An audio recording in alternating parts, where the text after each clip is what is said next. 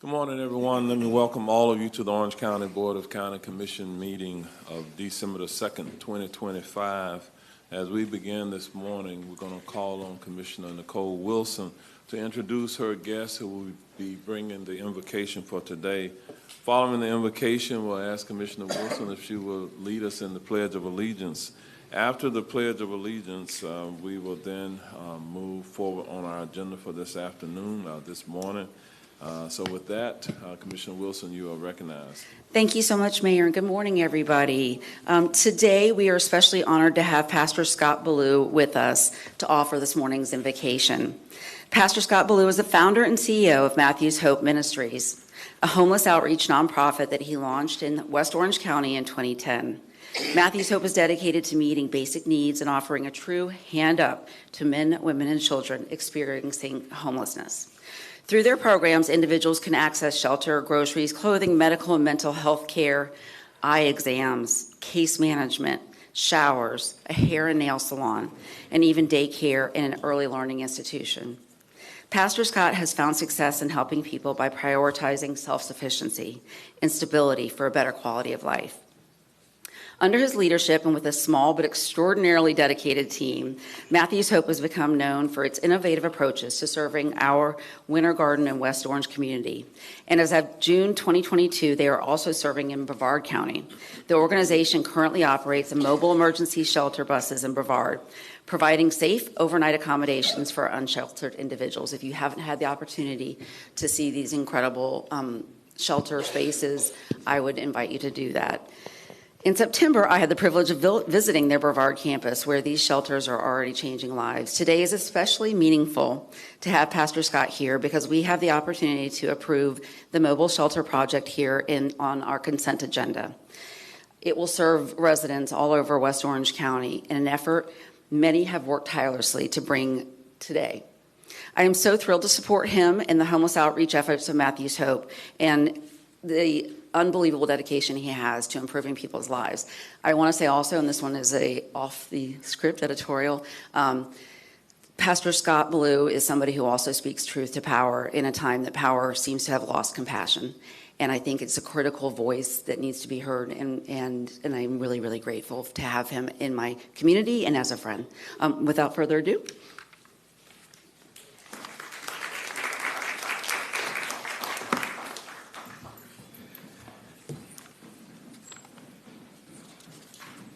Why are you all standing up? I heard I could stay 5 or 10 minutes, so I want to make sure you're comfortable because I'm not in the pulpit anymore, so this is my opportunity to speak a little Jesus into your life. No, I'm kidding. Relax, calm down. I do have a few things I want to share with you, though, and because I'm able, and I'm watching things happening right now that, quite honestly, in 63 years, I never thought I would see happen again. The lack of empathy and compassion for others is at an all-time low. When it comes to homelessness, we seem to have figured out the best way to handle things is simply lock them up. And don't kid yourself for a minute that this isn't happening, because I track it and we can show it happening every day. My favorite thing recently was, you're going to love this, camping paraphernalia. Now, as a drug addict, I know what drug paraphernalia is. I just haven't quite figured out what camping paraphernalia is. So it's just something to think about. But I want to share with you that our Matthew's Hope mobile teams are throughout, from I-4 West up into Claremont, are out well before the sun rises, caring for the homeless men, women, and children living in the streets of our community. As the cold weather approaches, and it will soon arrive, imagine having no shelter, going with no or very little rest, with no relief in sight, and not even being able to sit down without being told to move along or risk arrest. Don't buy into the false narrative that what homelessness looks like. The truth is that many are elderly, some very ill, while others are physically and or mentally disabled. And then there are those young families with children with no understanding how they are supposed to survive on our streets. Due to the increased law enforcement of new laws coming out of Tallahassee, basically making it illegal to sleep outside, illegal to be homeless, the anxiety and tension we see on the streets right now is at an all-time high.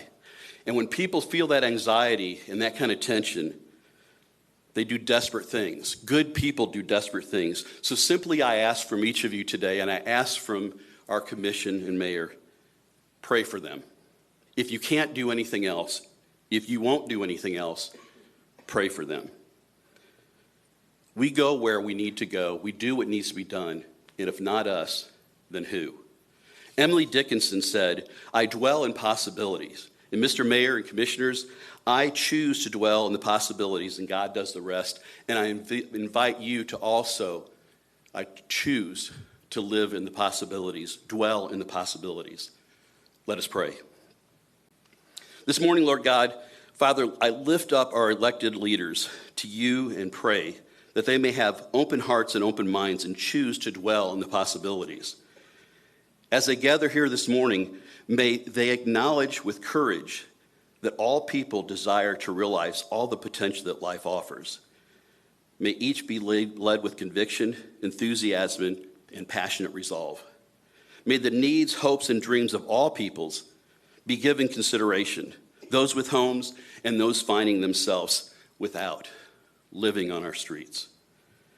May each one here place politics aside and look to you for guidance and strength. For if you are with us, who could be against us? The many tasks and challenges ahead are not easy, but nothing worth fighting for has ever been easy. And greatness isn't achieved by the faint of heart. Creator God, often making the proper decision is not always the popular decision. So may you provide a fortress of protection to those willing to do what is right, rather than simply doing what is easy. Lord God, our country is hurting. If we ever needed you, we need you now. May your presence be known in this place today and every day. In your precious Son, Christ Jesus. Amen.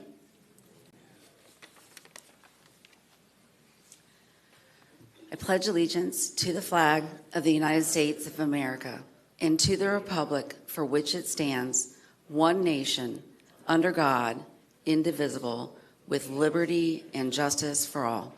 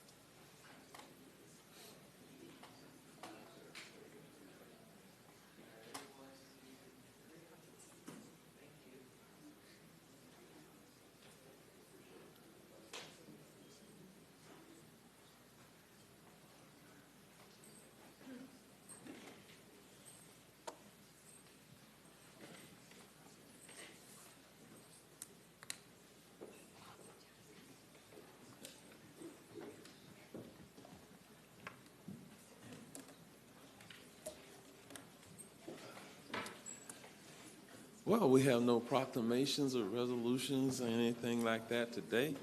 But let me just acknowledge that I hope you all had a wonderful Thanksgiving holiday period of time. Now that we're in the Yuletide season, this is my favorite time of the year, as it is all about how we treat others and how we recognize and give to the least of those in our community. So we have one more Board of County Commission meeting in this calendar year. We have a board meeting in a couple of weeks, and that'll be the final one for this year, and then we move into 2026. And so today we do have a full agenda. We're going to move forward at this time, and we'll open it up for any public comment. This is a period of time in which we ask members of the public to come forward regarding matters or issues of concern. matters that are appropriate for public discussion during this period of time.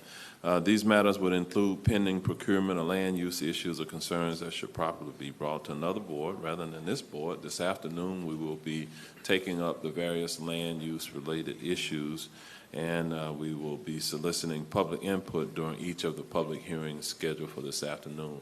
The general public comment period is this morning, and so with that, do we have members of the public present who wish to be heard at this time?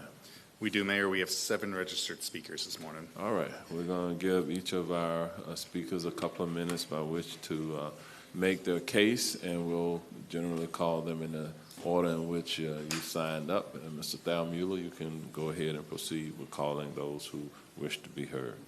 Thank you, Mayor. All right, folks, I'm going to call your names in batches. When I do, please line up along the back wall in the order called. Please, when you do approach the podium, please begin with your name and address for the record. First speaker is Gavin Cayenne, followed by Zachary Moldoff and Joe Silvestris.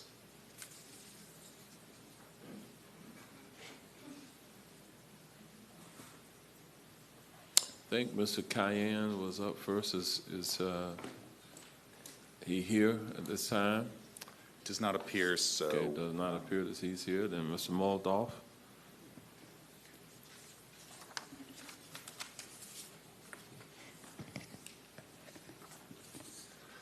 Good morning, Commissioners, Mayor, staff. Thank you for the opportunity to be here. Before I say anything that I came here to say, I'd like to say thank you for displaying the menorah here.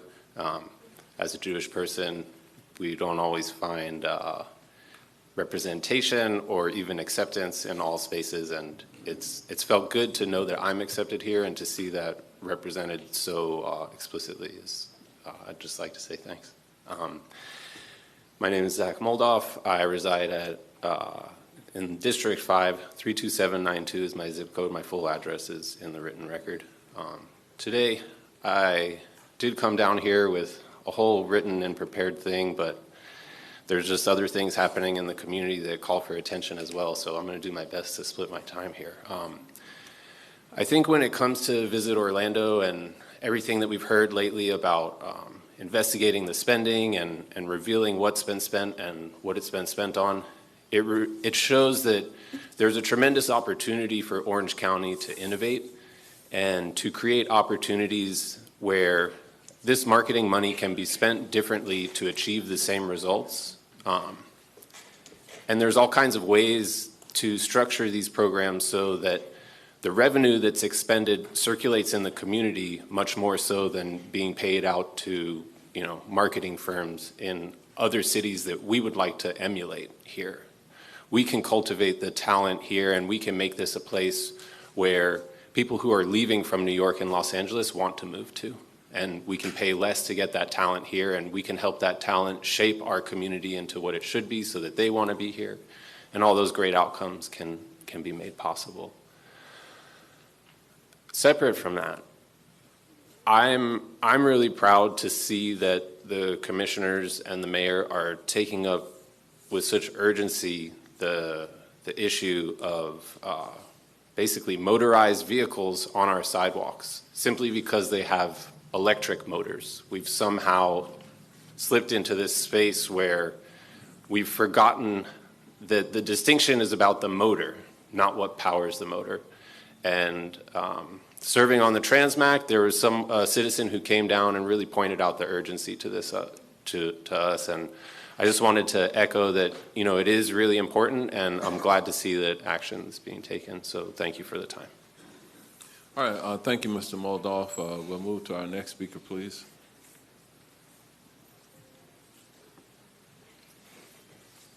Good morning, Mayor Demmons, Morning. Commissioners, and County Administrator Mr. Brooks. My name is Joe Silvestris. I serve as the Senior Director of Safety and Emergency Management at Orange County Public Schools. I'm here today representing the school district to share some thoughts on micromobility devices, which will be discussed later on the agenda. Last month, our district held a school board work session focused on these devices, prompted by concerns from parents and the community about how students are using them. Over the past few years, we've noticed these devices are becoming more and more popular with students as a way to commute to and from school. However, with the increase of the use of these devices, we've also seen an increase in incidents resulting in injuries, in some cases serious injuries, to either the rider or bystanders. We are currently working with nonprofits and other stakeholders to address the challenges posed by these devices and determine the best way to curb unsafe behaviors to ensure safety of students and the community members at large. We respectfully request the opportunity to partner with the county in future discussions regarding micromobility devices, given that many of our students rely on them daily to get to school. We want to thank you for your leadership, the attention to this issue, and consideration of a partnership to keep our students and community safe when using these alternative methods to commute to school. Thank you. All right, thank you, Mr. Silvestri. We do look forward to working with the school district as we better understand how these devices are being used and what we can perhaps do from a regulatory perspective on making it safer for our youth and others who seem to be drawn to using these devices. So more to follow. All right, thank you. We'll move to the next speaker. All right, our next batch of speakers is going to start with Val Mobley, followed by David Siegel, Jake Petrosky, Dr. Jim Moyer.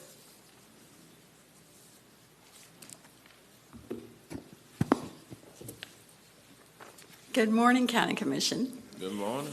Val Mobley, 226 West King Street. In the spirit of the season, I am here today to give thanks for your leadership, for what you've done with the budget of this county, and the ways that you give back through the budget to the people who live in Orange County. I think y'all have done a tremendous job. I don't agree with every expenditure, but that's beside the point. The point being a lot of good is being done. Let me highlight the housing initiative trust fund that y'all created. That was and is a landmark legislation. And I hope that every other county in the state will follow suit. I can see where the smaller counties may think they can't afford it, but I think that anything that you do countywide to help people have a roof over their heads is worth it. So thank you for that. I just wanted to point out that I'm here supporting the unhoused, and I will be here. Y'all are going to see me. I just don't want you to forget the unhoused. These are our friends, our neighbors. Maybe we don't know their names, but we know that they don't have a safe place to rest their head at night. And so just don't forget them. Okay, one other thing off that topic is creep and senility. It's on the agenda. Red light cameras. If you're not breaking the law, why are you afraid of the cameras? They're a good thing. Thank you. All right, thank you, Ms. Mobley. It is very difficult for those of us who serve at the local level to forget about the homeless in our community because we see them, we live with them, we're around them. And yes, this board is a very compassionate board, and essentially every board meeting we have, we are passing new contractual relationships to address those issues in our community. Perhaps more than most communities within the state of Florida, and sometimes without a lot of help from Tallahassee. And so thank you for being thankful this morning. All right, we'll move to the next speaker.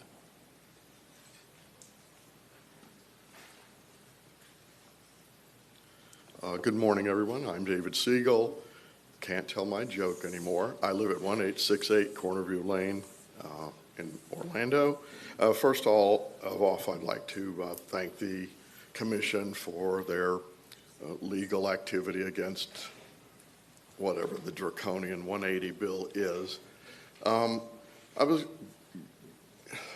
going to suggest that if you look at the Florida Constitution, you may find a greater ally than the approach you're using.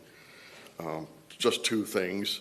There's three levels of things going on here. There's the state masters, there's the county commission, and oftentimes you do the same thing. You want to increase your own power. Home rule is really not in our Constitution. And it's an interesting, like I said, I know the points being argued are kind of, well, one, they haven't been challenged before. So you've got problems there. So I would say that first thing, if that's your argument, maybe you should look to ways to being sure there is home rule in things that you do. When you appoint people to the TDT or the CRC, it's a political situation, but they are reflections of your own will, and that's just the way it is. And if you look into the Constitution, the ultimate power is the people. The first big section in there says that all the powers of the state government are vested in the people. Doesn't say that about the county or anything else. So if you kind of hook the county, other than saying we're elected, by the way you select commissions or things like that, you can make the argument to the court that you are dealing with home rule. Last thing I'll say, someone mentioned the TDT money. Every time somebody's tried to touch that, even Republicans that have a 75 to 25 majority, they kind of got burned. So I would thank Commissioner Scott, your comments years ago on kind of sticking with the stated statute is very wise. Thank you. Well, thank you, Mr. Siegel. We'll move to our next speaker, please.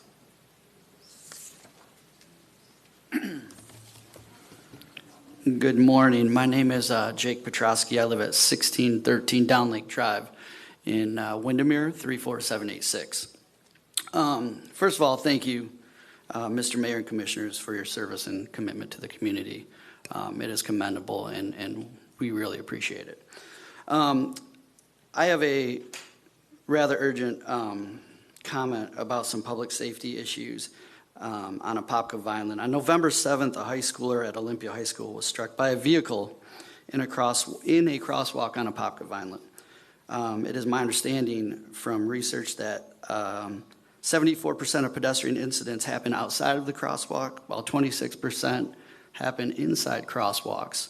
And that's kind of scary, but it gives us a good opportunity, I believe, because obviously the smaller the area, the better it can be controlled, the safer we can make it.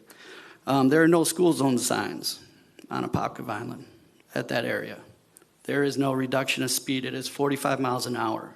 It takes the average car about 229 feet with human reaction time factored in to stop, to come to a complete stop at 45 miles an hour.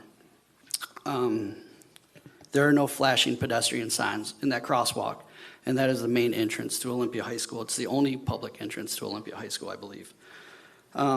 So I just wanted to bring this to your attention because it's just a matter of time before tragedy strikes there again. And I understand there's a process with government to get things done with analysis and procedures for reductions of speed. But there's a school there, and I believe there should be a school zone sign. That shouldn't take very long to figure out, or throw up a possible flashing light pedestrian sign at that crosswalk where students walk every morning. I'm not on a crusade for pedestrian safety, but I am passionate about student safety and getting our kids to school every day, and I think we can all agree on that. Thank you very much for your time. All right, thank you, Mr. Petrosky, and we have several members of our Transportation Engineering Department here. They're listening very carefully to what you said. We'll investigate and take appropriate action. All right, Dr. Moyer. Good morning. My name's Dr. Jim Moyer. I'm the elected Orange Soil and Water Conservation District 2 Supervisor. I live in North Ocoee. I have a list of thank yous this morning for post-Thanksgiving or November. Let's see if there it is. I always want to thank Orange County and their partnership with the Orange Soil and Water Conservation District, administration, Orange TV, especially Mr. Miles back here who does an outstanding job. I also want to thank Miss Almeida, who's in the audience, for all she does for the veterans here. I personally choose to recognize my fellow veterans daily, but Orange County does an outstanding job recognizing veterans. I want to thank the people of Lockhart who allowed me to do a presentation, and not just because it was for 25 minutes. I want to thank Vox Populi, Winter Garden. They did an article in Orange Shoal and Woodard Conservation District. I want to thank Commissioner Moore for allowing me to join her at her outstanding fourth quarter District 2 meeting. I want to thank the Breakfast Club of Ocoee for hosting Orange County Soil and Water Conservation District fundraiser. Thank you for Representative Johanna Lopez for sending her staff. The picture here she encouraged us to take. Thank Ms. Mara Tanner, candidate for Orlando District 3, Miguel from Representative Lopez's office, Commissioner Nesta, Police Chief Vincent Ogburn, Pastor Aegis Hart, and several other people, Farm Bureau Executive Director Mike Patterson, etc. Thank you, and God bless you all. All right, thank you also for being thankful this morning. All right. We'll move to the next speaker. Mayor, that was our last registered speaker. All right, thank you to all of our speakers this morning. We will move forward on our agenda. At this time, we'll move to the consent agenda. We'll ask the County Administrator, Mr. Byron Brooks, to present the consent agenda. Thank you, Mayor. We do not have any changes, modifications to the consent agenda, so staff presents it as submitted. All right, with that, is there a motion for? So moved, your reading. Second, Wilson. All right, Commissioner Gomez Cordero says she was first, so, all right. The seconder, Second. who's the second? Second, Uribe. Commissioner Uribe is the second on the motion. All in favor, let it be known by saying aye. Aye. Opposed, no. Motion passes, and it is unanimous. And with that, I would like to highlight, once again, some of the items that we just passed on the consent agenda, especially given some of the commentary this morning. Our Mental Health and Homeless Division continues to innovate with new and exciting ways to serve some of Orange County's most vulnerable citizens. Working with Matthews Hope, who we just recognized, Minister Scott, the division will convert a transit bus into overnight mobile emergency shelter, providing sleeping accommodation for unsheltered individuals county-wide. The total cost of the bus conversion, as well as the delivery of social services to these individuals who suffer with homelessness, while they are in our care, is $787,000 in 1 year. We anticipate that the mobile emergency shelter will serve approximately 2,000 individuals annually. Orange County Head Start also will be working with Big Smiles, Florida, to offer mobile on-site dental services for all students, all of its students. Services will include dental exams, cleanings, fluoride treatments, sealants, x-rays, and referrals for follow-up care. All services are provided at no cost to the program families. Again, these are families within our Orange County Head Start program. The county identified also the Affordable Housing Trust Fund as a funding source for the Rebuilding Together Central Florida Safe at Home program, and reserved $460,000 for minor repairs of single-family homes. The program anticipates completing repairs to at least 15 owner-occupied single-family homes for very low or moderate income households where at least one household member is either a senior citizen or disabled. Repairs are focused on increasing safety so that these seniors can age in place and allow those who are disabled to have full accessibility of their homes. We approved also the Sand Lake Road Safety Improvements Project. These operational improvements will add eastbound and westbound right turn lanes, between Dr. Phillips Boulevard and Rialto Drive, enhancing safety in the corridor by reducing the potential for side swipe crashes. The upgrades to existing signalized intersections, along with other access management measures, will eliminate several existing conflict points. The construction of a 10-foot wide shared use path on the south side of the roadway will provide a safety facility for pedestrians and recreational cyclists. Also, as part of the Orange County Vision Zero initiative, Public Works is applying a comprehensive strategy to provide safe facilities for all roadway users, as well as eliminate conflict points that can lead to more severe crashes. This project is another step to helping the county achieve our Vision Zero goal of eliminating all roadway fatalities and serious injuries.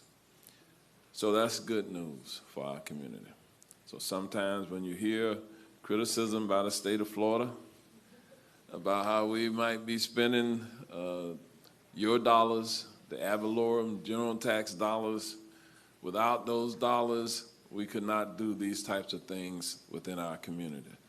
So this is as a direct result of what we hear from you, the citizens who come before us sometimes during public comment, and you bring different issues that you want to address. Almost all of those issues that you bring to us require some type of financial solution. And this is where within our budget, where we have flexibility to address these myriad of issues, this is how we do it. So keep that in mind as you hear some other narratives that sometimes come out for other reasons. So with that, we're going to move now to our discussion agenda. Carrie Mathis, our award-winning manager from the Procurement Division, will be presenting our Procurement Mayor. Committee items. Yes? I just wanted to, as you talked, and you recognized Matthews Hope, I know they're leaving, but Thursday night in District 2, we are hosting a homeless services town hall, Thursday night, 6 p.m. at the Bridges Center, and we will actually have the bus there if people want to come and tour one of these sleeper buses. So thank you for the opportunity for a little plug for Lisa Clear Graham and Matthews Hope, that we will have that Thursday night at the Bridges Center, 6 p.m. Thank you. All right, way to go, Matthews Hope, as you're leaving. We'll see you soon. All right, Ms. Mathis, you are recognized. Thank you. Good morning, Mayor and Commissioners. The Procurement Committee has evaluated proposals for security guard services for utilities. I'm requesting board selection of one firm and 2 ranked alternates, as well as the requested action on the screen. Commissioner Uribe was assigned to the Procurement Committee. Commissioner Uribe, do you have a potential motion? Yes, I do. I move for the selection of APS Consultants, Inc., DBA American Protection Services and Investigations, with 386.74 points, with Security Alliance, LLC, with 315.66 points, and Fidelity Security Agency, LLC, with 297 points as the ranked alternates, as well as a requested action on the screen. Second, Scott. All right, we have a motion and a second. All in favor, let it be known by saying aye. Aye. Opposed, no. Motion passes, and it is unanimous. Thank you. Thank you, Ms. Mathis. Now we'll move forward on our agenda. We'll move to the next discussion item. Each year, during this time of year, the board takes under consideration nominations for vice mayor, and this will be the vice mayor position for 2026, the calendar year. And just to kind of give the board just some perspective, for the last 6 years, beginning in 2020, we had the District 5 Commissioner serve as the Vice Mayor. 2021, it was District 2. 2022, District 3. 2022, District 3. 2023, District 4. 2024, District 1, and 2025 is District 6. So Commissioner Michael Scott is currently serving as the year comes to an end. And so now we'll take up nominations for Nominate Commissioner Simray. 2026. Commissioner Scott has nominated Commissioner Simrad. I second that. Okay. We have a second on that. If there are no further nominations, are you ready for the vote? All in favor of the Commissioner Simrad from District 5 serving, let it be known by saying aye. Aye. Opposed, no. All right, the vote passes and it is unanimous. Congratulations, Commissioner Simrad. Thank you. With that comes some other duties that you will be required to do during the year. And in 2026, because of what I'm doing, I will be on the road quite a bit throughout Florida. And so it is going to be really important for the Vice Mayor to help cover me while I'm on the road doing part of the people's work. So thank you very much. Thank you, Mayor. And with that, let's all give Commissioner Scott a round of applause for the wonderful year. Thank you, Commissioner Scott. And now we'll move forward on our agenda. We'll move to the next item, a discussion agenda item. Mr. Gerald Marks, the project manager for traffic engineering, will be coming forward to present the red light camera program summary report for fiscal year 2024-2025. No specific action is required, but this is something that is mandated legislatively that each year we have to come forward and he has to actually read the summary of what occurred with the automated red light enforcement program in the last year. And so with that, Mr. Marks, you are recognized. Thank you, Mayor. Good morning, Mayor and Commissioners. My name is Gerald Marks. I'm a project manager in the Traffic Engineering Division of Public Works, and traffic engineering oversees the red light camera program. As of July 1st, 2024, the state of Florida has implemented changes to Florida Statute 316.0083, also known as the Mark Wandel Act. These changes require any local government or entity operating a red light camera program to publicly summarize and read aloud its annual report. So this report is submitted each year. It's in a questionnaire format that we send to the state, but this is the first year that it's required to be put into a report and read to the public and allow for public comment. The presentation provides a summary that allow the public to comment as well. And so the purpose is to provide a written summary that must be read aloud before the county, of the county's red light camera program that complies with the new legislation, the Florida Statute 316.0083, also the Mark Wandel Act. The overview has the statistics of the number of notice of violations, which you'll hear me refer to as NOVs, and that is the citations that are captured when a vehicle has entered into the intersection and the light is turned red.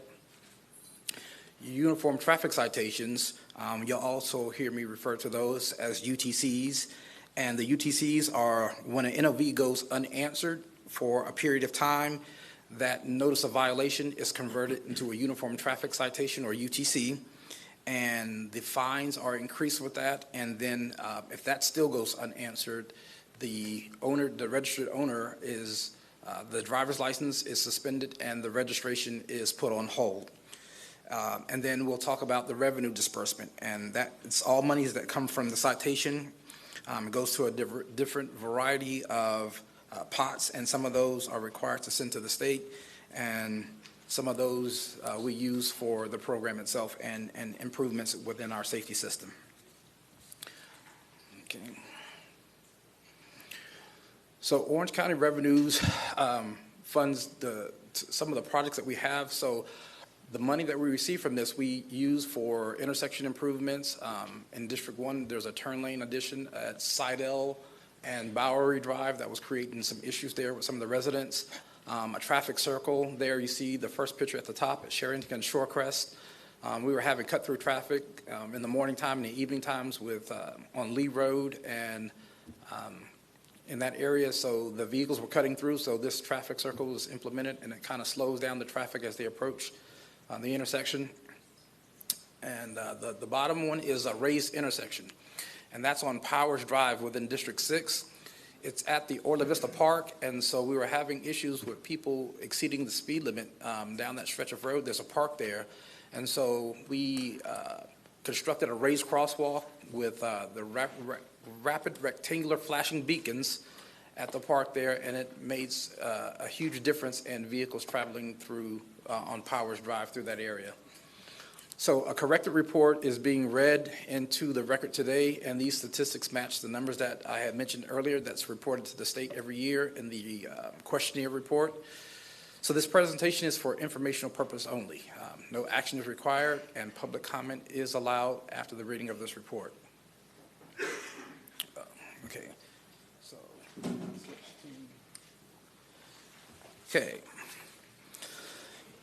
The Orange County Red Light Program supports the county's Vision Zero initiative by enhancing safety, intersection safety, reducing red light violations, and advancing the goal of eliminating traffic fatalities and serious injury on county roadways. The Orange County currently operates 57 red light cameras at 35 intersections located within unincorporated areas of the county. Effective July 1st, 2024, Florida Statute 316.0083 was amended to require municipalities and jurisdictions that operate red light camera programs to provide an annual report of program results to their local governing body. This report must be presented both as written summary read aloud at a public meeting. The table below contains the required information for the July 1st, 2024 through June 30th, 2025 reporting period. The number of notice of violations issued, the number is 79,471, and that's updated number from the 79,569 that was published, including 542 right turn on reds. So the RTOR stands for right turn on red. The number of violations paid for this reporting period was 44,470, and we've added the included 357 for right turn on reds. The number of notice of violations that were contested during this period was 111. The number of notice of violations that were upheld, that were contested but upheld, were 71, including 3 right turn on reds.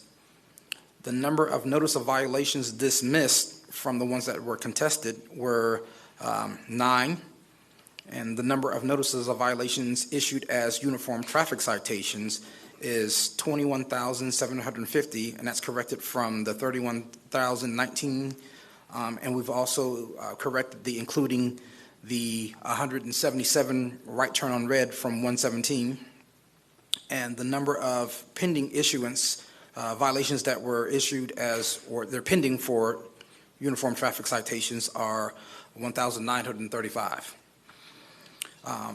Below it has a couple of notes there. The RTOR denotes the right turn on red, a new statistic that's required for reporting. Orange County has 2 intersections that we monitor the right turn on red. The fines for the notice of violations are $158, and then the increased fine when it turns to a UTC or uniform traffic citation is $262. So due to the overlap of within the reporting period and when the violations are collected and versus when they're paid and versus when the violations are issued, the data won't match exactly. So a violation could have occurred back in 2019 and is not paid until the period of and if it's only recorded during the reporting period, it won't show up. So the numbers won't exactly match. But the following table shows how the total funds collected, which is $9,434,446 were distributed and their amounts. The State General Revenue Fund received $3,453,170. The Department of Health Emergency Medical Services Trust Fund received $493,610. The Brain and Spinal Cord Injury Trust Fund received $147,993. And Orange County revenue was $5,339,673. Orange County's revenue was allocated as follows. $2,364,560 was paid for vendor services.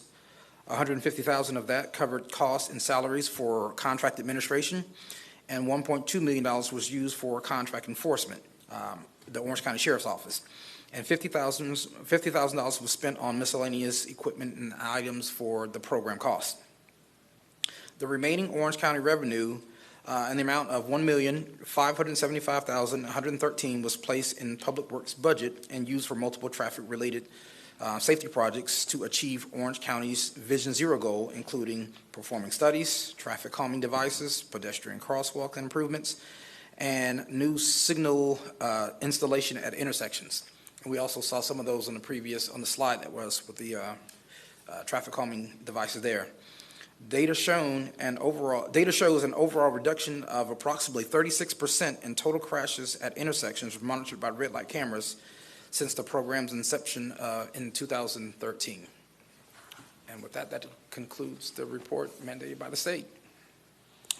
Any questions? All right, stand by. I'm going to open it up for public comment before we go to the Board of County Commissioners for any questions or comments. So do we have members of the public present who should be heard on this item? It appears there are none. With that, we'll go to Commissioner Wilson, followed by Commissioner Uribe. Commissioner Wilson, you're recognized. Thank you, Mayor. Thank you, Gerald. This is interesting for me because I know that this is a requirement under state law. I do think it's important for us to share this. Interestingly enough, the investments that were made because of, what I would believe is something we'd like to see a shrinking amount if people continue to obey traffic laws, hopefully after being cited. But to see the intersections that were invested in both of those, to me, just look like the ideal intersection, the raised crosswalk. These are the things, the investments that we do struggle to finance. And so having that is something that we can discuss with the public if they have concerns. I appreciate the information. So I know it's a strange mandate from the state, but in some, I think silver lining here, I think it's a really good thing for us to be able to take back to the public, and I appreciate the efforts by you and your team. Thank you, Commissioner. Commissioner Uribe. I appreciate the update, and I know we've spoken on this before, and what I'm going to share is not new to you. Have there been any new installations of red light camera locations around the county? Not that we have since 2000. I think 19 was the last one at University and Suntree. That was the last one. All right. No, and if possible, I would like to see a map, because one of the things you and I discussed is it tends to be in working class areas a lot. In District 3, we have them in Taft and Pinecastle, Americana. We have them all very dense in areas, very specific. And I would think that now with the different traffic patterns and the growth, there would have been an analyzation to really explore at other locations instead of isolating them all in certain communities, which I think needs to be looked at. So Gerald, if you could, I would love to see, when's the last time we've done a study of these? And Okay. of locations and traffic, because when I was told, and I got this information when I was first elected, so it was 2018, that when I asked, why are there so many in District 3 and District 6, and I was told, well, that's where all the traffic patterns are. Well, we've known in 7.5 years, there's been tremendous amount of growth. But when I look at Taft, Pinecastle, I've got so many red cameras around my home, which I live off of Orange Blossom Trail. My car tells me, it warns me, red light camera approaching, red light camera approaching. That's how dense they are in certain areas, and I don't think that's fair and equitable when you look at the county as a whole.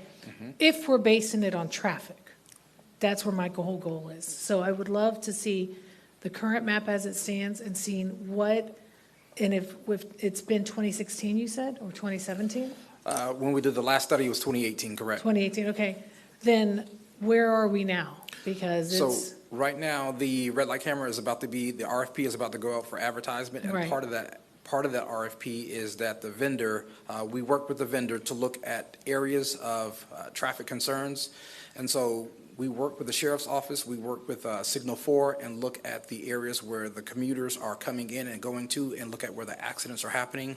And so we take that into account and use that for our data for our red light camera analysis when we look for new locations for red light cameras. And so with this new contract being advertised and the new vendor or the existing vendor, whomever wins the contract, is an opportunity for us to look at new areas and apply these countermeasures for running red lights. how many cameras are there in a whole across Orange County?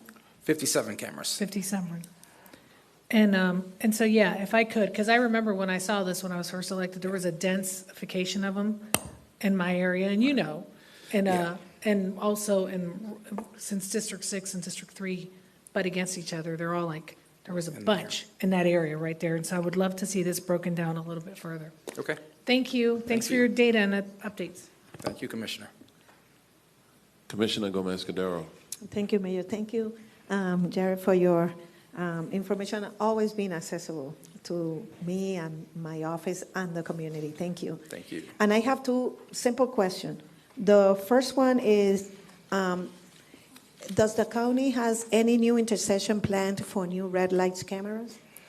So with the new contract, we plan on looking at expanding the program, because currently, right now, there's over about 650 intersections that are signalized, and only 35 of those have cameras. Okay. And so with the 650 plus intersections, there are more than 1,200 approaches. And so we will look at those within the next RFP, and when the vendor comes aboard, we'll look at different intersections to apply these countermeasures to. Okay. And that's based off of like the data I was talking about, the crash data, the volume data. We also look at the growth in the area and things of that nature as well. Awesome. And going to the data, my next question is there any data on how many violators are cars from out of state versus the many cars here locally? No, we don't have that data. We can definitely look at it, because like the camera, it doesn't track whether it's out of state or in state. It just tracks the violations. And so I believe there's a way within the system we can tell how many are Florida residents or where those addresses are coming from. But a lot of times when people move to Florida, they don't change their addresses, and so it's still registered to an out-of-state place.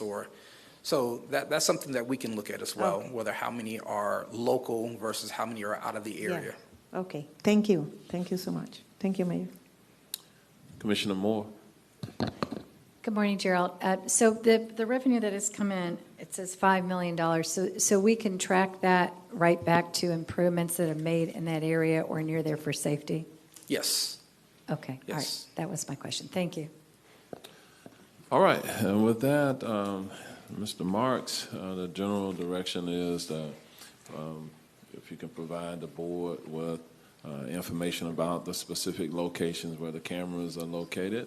And we look forward to, through the RFP, learning more about the incidents and the data, perhaps to include whether they're out of state or locals, et cetera, to the extent that you can. Okay. So we look forward to that in the next update. With that, thank you very much for your time. We're going to move forward on our agenda. The next item is a discussion agenda item. Mr. Glenn Kramer, the manager of our Utilities Fiscal and Administrative Support Division, will be coming forward to present the water and wastewater rate study. And this will require an actionable item this morning. With that, Mr. Kramer, you're recognized. Thank you, Mayor. Good morning. Good morning, Commissioners, Comptroller Diamond, Mr. Brooks. I'm going to be presenting our water and wastewater rate study for you. To start it off, we'll talk about some background on our utilities finances. We'll then look at some fiscal initiatives that we have implemented to address improving those finances. Then I'll turn the presentation over to Andy Burnham with Stantec Consulting, our rate consultant, to present the results of our water and wastewater rate study and also talk about the customer impacts. After that, I'll come back and briefly talk about a few other rate changes we would like to make to our wastewater rate schedule while we're consider reviewing it and changing it. And then finally, we'll talk about the next steps and the requested actions. So in our background section, we wanted to go over the current utilities finances. And basically, we are on a 5-year rate plan that was developed back in 2022. This was developed to achieve a parity between our residential and our commercial effective rates. At that time, they were a little out of balance, and there was a bit of subsidy from the residential side towards the commercial side. So after implementing this rate plan, it was designed to go for 5 years from fiscal year 24 through fiscal year 28. We're currently in the 3rd year of this plan. And at the time, it was projected to provide sufficient revenue to cover our future expenses. And in fact, it was designed to be a bit revenue positive, taking a little more revenue from the commercial side. So while we're looking at our rates in that plan and in the current plan that we're going to be proposing today, we always strive to consider our customers and our residences that have to pay these rates. We have some of the lowest rates in the area, and we're proud to be able to keep them low. And even with our proposed rate plans, we're not going to be proposing to go very high compared to our other neighbors in the area from neighboring utilities or even for comparator counties that are around the state. And that'll be more explained and detailed after we talk about the customer impacts. So what has happened since we established this 2022 rate plan that began in fiscal year 24 is that we had some unprecedented inflationary pressures on the system that came as part of the post-pandemic economic conditions. And they have turned out to be, at first we tried to absorb them, but now they've turned out to be unsustainable. Our financial models are now demonstrating that the rate plan is no longer sufficient to meet our financial needs. And we, in fact, had briefings with you about a year ago to discuss the utility finances and some of the things we wanted to do to address the new environment that we're operating in. So just to demonstrate some of these cost increases, I've got several metrics here from both the operations side and also our capital improvement side. The table shows 4 metrics or 4 categories on our operating side that feed directly into producing water, treating wastewater, treating reclaimed water, and they're just integral to the cost of our system. Those are electricity, maintenance, chemicals, and biosolids disposal. So back in fiscal year 2020, on the chart we have our actual expenditures from that area, from that time. We also have our actual expenditures from fiscal year 2025 to compare to them. So it shows that electricity has had an annual average growth rate of 8.6% across this 5-year period. Maintenance has gone up similarly by 9%, and then chemicals and biosolids have gone up by double digits as an annual average increase. And this is despite the fact that we have competitively bid contracts to purchase chemicals and to dispose of the biosolids. So even with trying to get the best prices available, these are still going up dramatically. Our capital improvement program has likewise seen these increases. When we're installing a forced main, one of the metrics that we use to cost and estimate the cost of it is how many dollars per inch diameter of the pipe per linear foot of the pipe that's being installed. And so the cost metrics back in 2020 were usually ranging from $10 to $20 per inch diameter per linear foot being installed. That was being determined in that range based on the actual conditions in the field. In 2025, this cost has gone up to $30 to $40 per inch diameter and per foot, which ranges from on the low side of 8.4% annual average increase to a 32% annual average increase. We had actually been able to identify a couple of force main replacement projects that were fairly similar in nature, so we could try to present an apples-to-apples comparison. The one that we did back in 2020 was costed at $19 per inch diameter per foot installed. And the one we did in 2025 was actually $78 per inch diameter per foot installed, 32, almost 33% annual increase for each of those 5 years. We also looked at a couple of pump stations. For master pump stations, these are very large and expensive. Back in 2020, we could build and install one for $5.8 million. In 2025, we're now looking at a cost of $13.3 million. Likewise, with our duplex pump stations, these are smaller. We were able to identify a couple of rehab projects. Back in 2020, a rehab for a duplex pump station cost $427,000. Now it's $698,000. And to further illustrate the point, we actually have 2 data points in this area for building a new wastewater facility. Back in 2020, we built the Hamlin Water Reclamation Facility. It was a 5 MGD facility, and it cost $111 million to build at that time. We're now planning to expand on that and to double the size of it from 5 MGD to 10 MGD. So whereas that first 5 MGD cost $111 million, the second 5 MGD 5 years later is going to cost $184 million. So these kind of increases are simply just unsustainable to absorb on our current rate structure. And this graph is an output of one of our financial models, and it demonstrates this point. It goes back to fiscal year 2011 up through the current fiscal year and then projects our results for fiscal year 26. The blue line is the operating revenue that is generated from operating our water and wastewater system. The red line represents the expenses that are incurred to operate that system. As you can see, they've both gone up over time. We've had increasing customers over time, and so with rate increases and customer increases, both would be expected to go up. But, however, the increase in wastewater, in the expenses has been particularly higher, especially in years after COVID. It's very noticeably going up from years 2022 to 2023, 2 years that were not captured in our current rate study.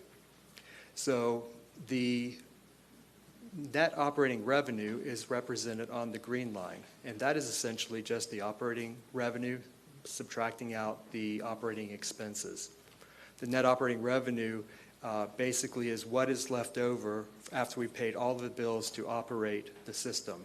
And that revenue is generally applied in 3 different areas. First and foremost, it goes to paying debt service. The second use for net operating revenue is to pay for the annual transfer to the general fund, which is based on a payment in lieu of taxes calculation. And then the third use would be to help fund our capital improvement program. So that purple line represents our net operating revenue that is available for capital improvements. Back in 2011 to 2015, the line was hanging around $40 million or so. And back then, that was a substantial contribution to our capital improvements because we only spent about $80 million on capital improvements at that time. Since then, it's actually gone down, and our capital improvements as a program has gone up as far as how much we're having to spend on it. We're implementing more and larger projects. There's several large projects that began at the beginning, or were supposed to begin sometime earlier in the pandemic, that had to be delayed until now. And so we are simultaneously executing those and delivering on these projects while we're also delivering on the projects that needed to be started about now. As a result, in 2025, our overall expenditures for the capital improvement program were $180 million. In fact, we're expecting 2026 to surpass that and be over $200 million. So when we talk about having an extra $25 to $30 million of net operating revenue available to help with the CIP funding, that is not near as significant now as it used to be. And this is why we're getting into what we have been calling a debt cycle, to where we don't have the net operating revenue to pay for our CIP.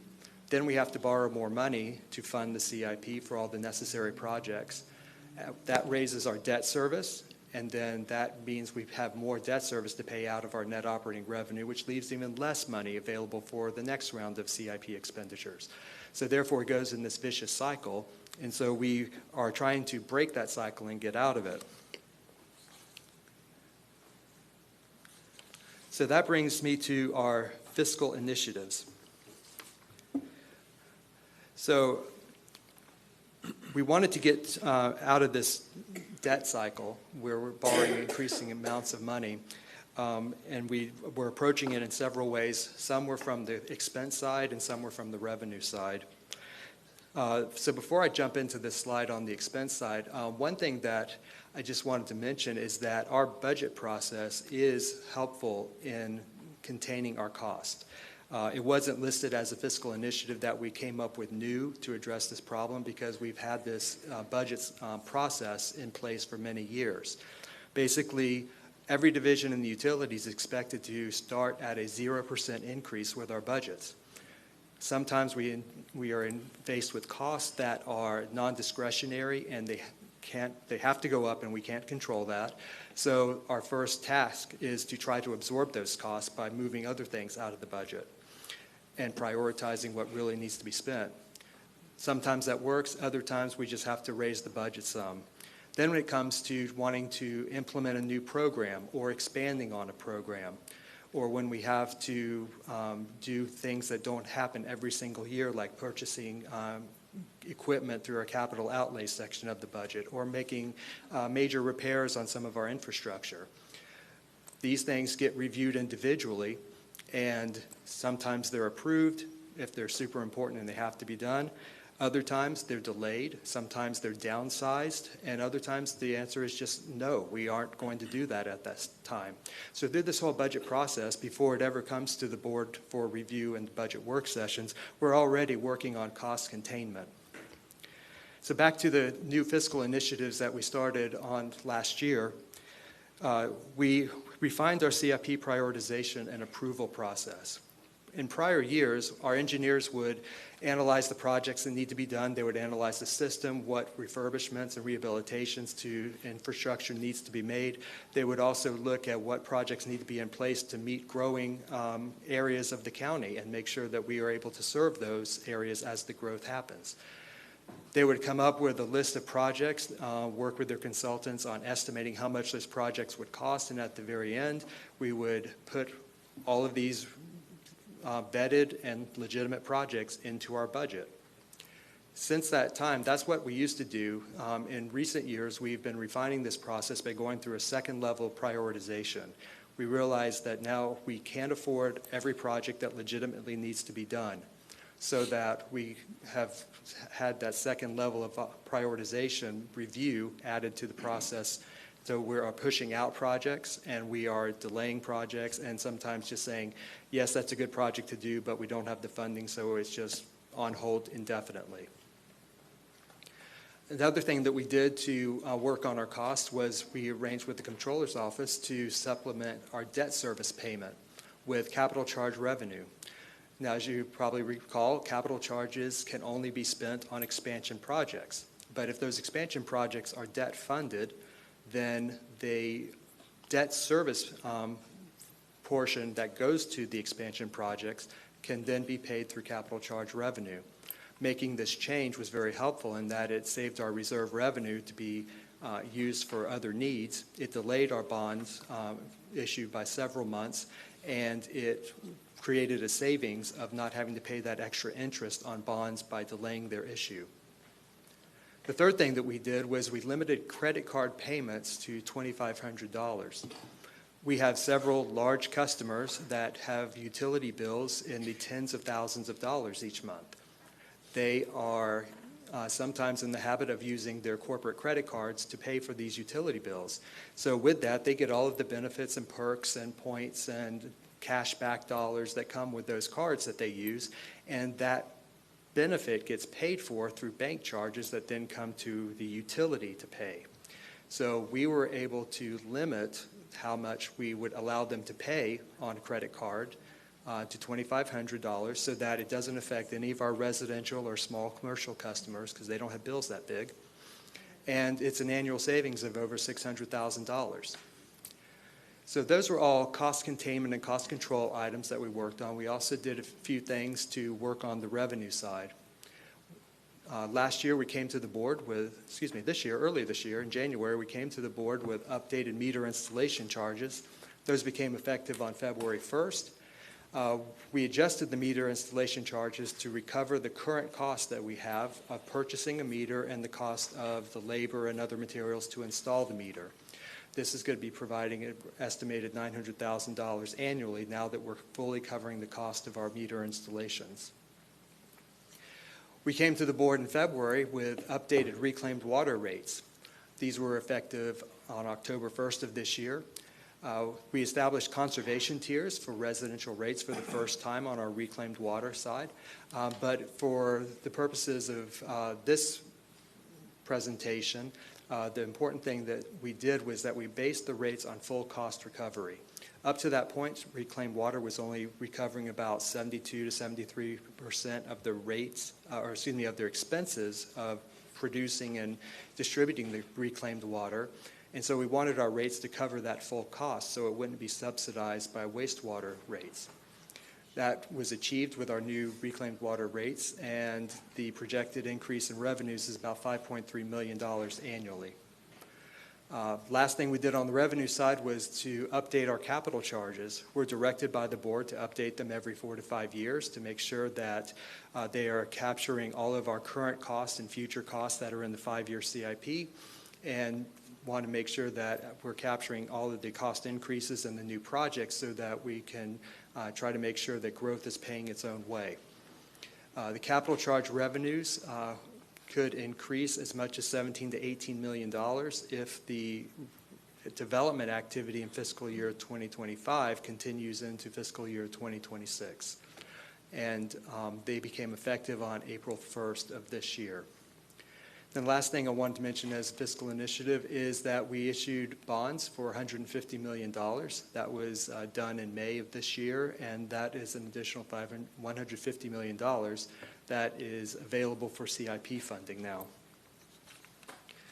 So this chart has been updated to show what the effects is of these cost savings initiatives and these revenue initiatives will be on our finances. We restated the timeline at the bottom to cover fiscal years 2016 through a projected fiscal year 2031. The green line still represents our net operating revenue, and you can see with the revenue initiatives that we've already put in place, it goes up more, which is a good thing. We need the additional revenue. But the interesting part of it is that our net operating revenue available for the CIP doesn't go up along with the net operating revenue. It continues to go down from fiscal years 27, 28, 29, and 30. And the reason for that is because we're still issuing more debt. We haven't produced enough net operating revenue to make a significant impact on our CIP expenditures. So therefore, we're issuing more debt, and our debt service, represented by the purple line, continues to go up dramatically. And because that continues to go up, we don't have any additional revenue to contribute to the CIP.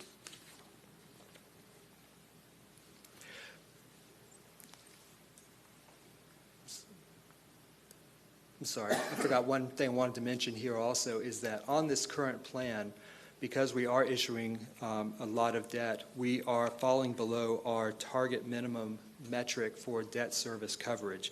The target is 2 times to make sure that the net operating revenue we produce is twice the amount of our debt service. On this plan, it falls below that, which would make issuing debt far more expensive, and the market might not even support it because it would mean that our utility is getting less and less financially sound. So now, I wanted to just give you a few examples of projects that are currently delayed or not fully budgeted in our current 5-year CIP because of these cost constraints from the increasing costs.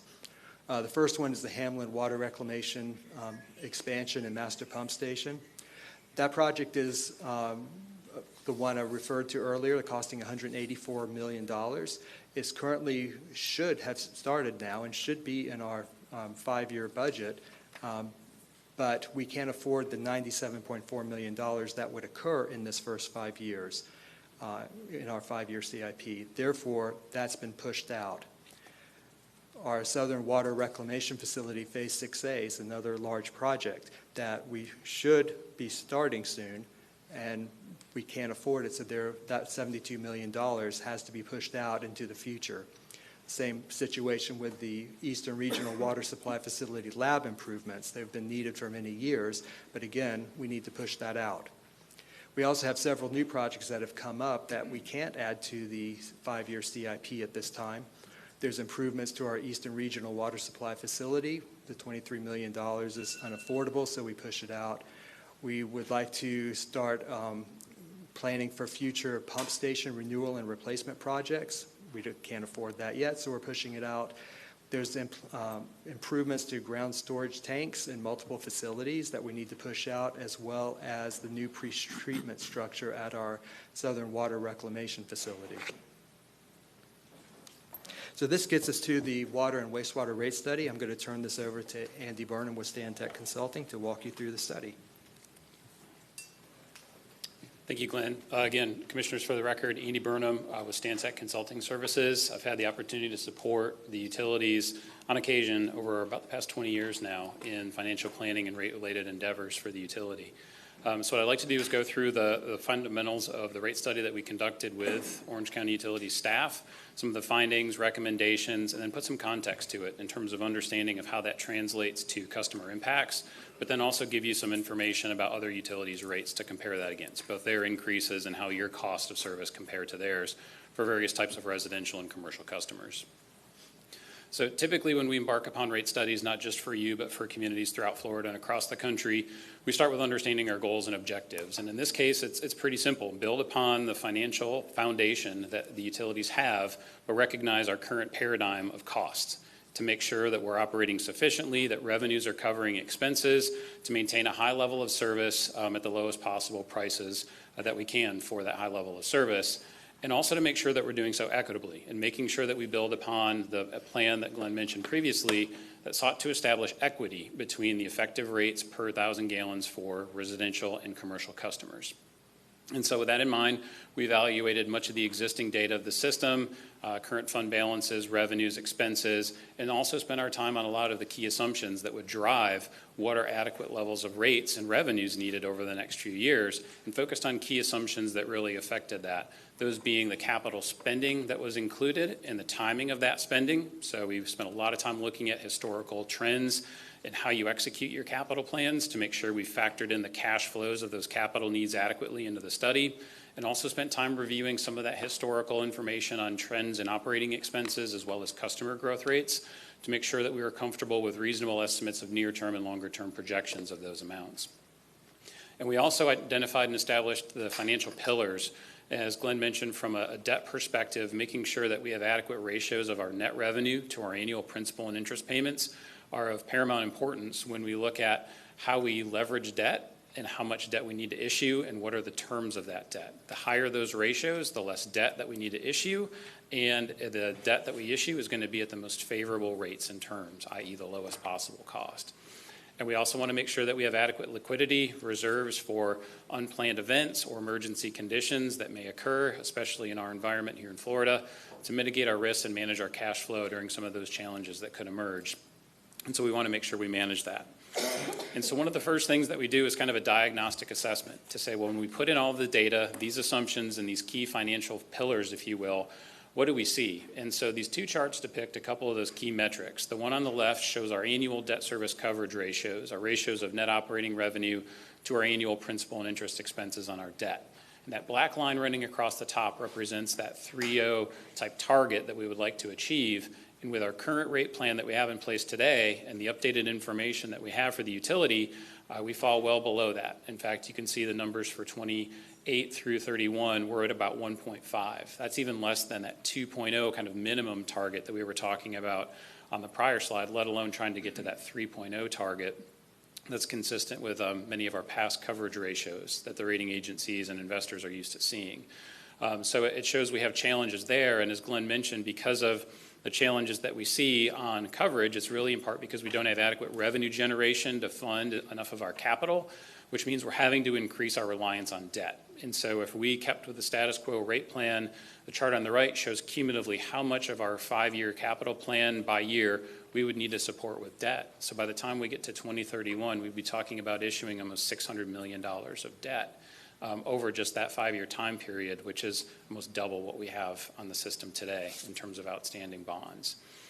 So it's a significant shift and change in highly leveraged system that we'd be looking at versus what we've had in the past if we tried to continue with the status quo.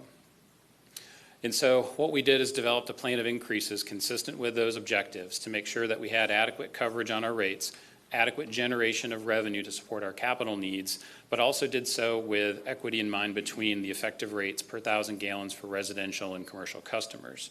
And so what that meant was modifying the current 5-year rate plan that's in place today to adjust the fixed and variable charges for commercial and residential customers for water and sewer service. And so this table presents the detailed recommended plan of increases for 27 to 2031 in the first column, The middle column shows and compares that to the current level of increases identified in the existing rate plan that's approved today. And the column on the right shows the variance, or the incremental amount of the recommended increases, what that represents above what's already been approved in the 5-year rate plan. And you can see for some charge components, there's not a change. For instance, for residential water volumetric rates, there's no change recommended for that particular rate. Or for commercial volumetric charges for wastewater, there's a 1% increase above what's already been approved. The net impact of these collective adjustments we'll get more into in a moment, but for the average residential customer, it means it's a little over 5% a year as an annual increase over the next few years, and for commercial customers, a little over 10%. For the entire system, on average, this represents about a 7.7% increase in revenues each year. And to contextualize that, we're not alone in terms of that level of increase in rates being needed to cover our current costs in today's environment. So as I mentioned, we do this work throughout Florida as well as across the country, and so we just grabbed some recent examples of agencies, either locally or other county systems in Florida that have done some recent rate adjustments to give you a sense that other agencies are looking at very similar levels of increases in rates to address fundamentally similar challenges in terms of increased cost of operations and capital and addressing those needs over the next few years. And so, again, you can see many of these increases are comparable to, or if not even higher than, that average 7.7% increase that I was talking about that the recommended rate plan represents. But that rate plan wasn't done based on benchmarking. It was really done based on your needs. And as Glenn mentioned, the intent was to really make sure that we had adequate revenue to meet those capital needs, to make sure we could fund capital in a sustainable way. The recommended rate plan would avoid, on that borrowing chart, about $250 million of additional borrowing versus the status quo. If you think about the interest expenses that you would pay on that $250 million, that's a phenomenal amount of savings associated with this plan. And you can see in this case, the orange bar, that debt service levels off by 2031. It doesn't continue to increase linearly or dare I say exponentially. It levels off at 2031. And we create capacity for that blue line at the bottom to cash fund more of our capital in a sustainable manner from that point going forward, which will help us to ensure long-term affordability as part of the process as well. And the plan was also developed to really ensure or try to achieve the equity in terms of effective rates per 1,000 gallons that are very comparable for residential and commercial customers over time.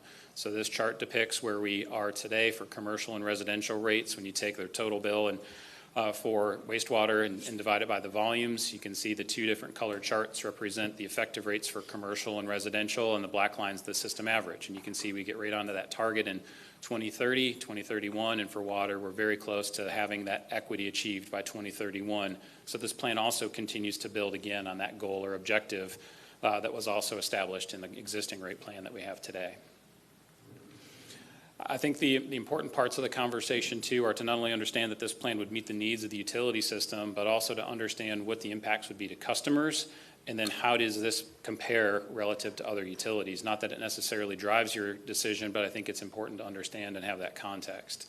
So for residential customers, we built out a table that shows for a low-volume user, a typical average user, and a high-volume user, what would be the impacts on their total water and sewer bill by year from the recommended adjustments. So for that lower volume user at 4,000 gallons of water use, you could see that increase would be a little less than $3, and by 2031 it would be less than $4. So about a $3 to $4 increase for those lower volume users. The typical average user would see an increase a little less than $4. By 2031, that increase would be $4.65 on their bill. So for that typical user, it's about a $4 to $5 increase. And for higher volume users, you could see it'd be about a $5 to $6 increase on their bill over time. And so while the percentages may seem a bit larger, we also have to appreciate, and what Glenn mentioned earlier, that we do have some of the lowest rates in the area, and even when you consider county systems across the state. So we did a lot of benchmarking to show that. So we did a local comparison of neighboring or regional cities to say what's the water bill at 7,000 gallons for a typical residential customer. That's the blue bar. What's the corresponding sewer bill? And then identified what the average is with the orange line running across. The two arrows for Orange County indicate where we are in 26 and then where it would be in 27 with a proposed increase. But it's important to note for all these agencies here, this is just a snapshot of their 26 rates. So for Winter Garden, for instance, If you'll recall from the table I flashed up briefly, they have a 20% increase next year.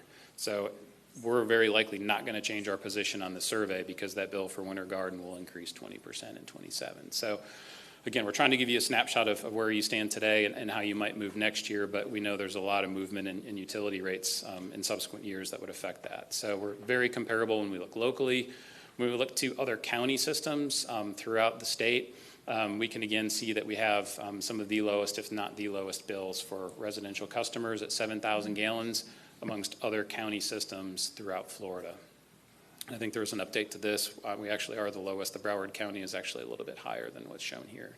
So we also looked at commercial customers and found similar results. So this is for a 2-inch commercial customer with a bit higher use, 75,000 gallons.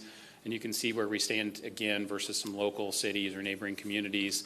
And again, this doesn't factor in anticipated increases for others next year. So we're among the lowest in the area locally for commercial customers. And then if we take that, again, looking at a broader cross-section of other county and similar sized agencies, generally speaking, you can see we again have amongst the lowest rates amongst those types of systems in Florida as well.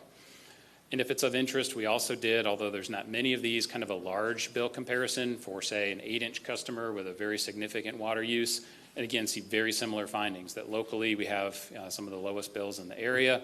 And then as we look at the county systems, again, we are among the lowest across Florida for other county utility systems. So I know I threw a lot of information at you, and I'll be happy to come back to this at the end, but I know Glenn also wanted to touch on some other rate-related items before we get to the question and answer portion.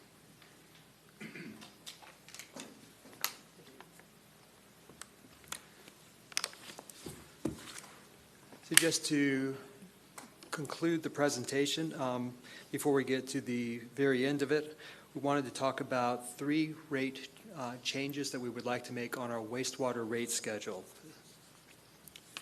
So the first one is to update our wastewater environmental surcharges. These are surcharges paid by certain customers that have specific nutrients listed here in abbreviated form that are can be accepted up to a certain level, but after that level we need to charge them for the additional treatment that they require. The charge is expressed in dollars per 100 pounds of the nutrient that is sent to our wastewater system for treatment. These charges were being updated at the instigation of an internal audit from the comptroller's office. They were looking at our environmental compliance program, and one of the things that they pointed out was that the revenue generated by these charges do not pay the entire cost for the environmental compliance program. Therefore, the suggestion was either reduce the activity to lower cost, which was not the way we wanted to go with environmental compliance, or reallocate and relook at the cost structure and recalculate the rates. We engaged our engineering consultant to reanalyze and recalculate these nutrient levels and how much they are costing for the treatment. And so we can see from the chart that the biochemical oxygen demand at the top is going up about 20% with the new updated charge. Total suspended solids going up by about 9%. Total nitrogen didn't need much adjustment at all. It's only going up about 1.5%. And then the total phosphorus charge was the one that needed the greatest adjustment at 45%. So the second change we would like to do is to include a new fee for a lateral installation or repair, and this fee would be listed at cost.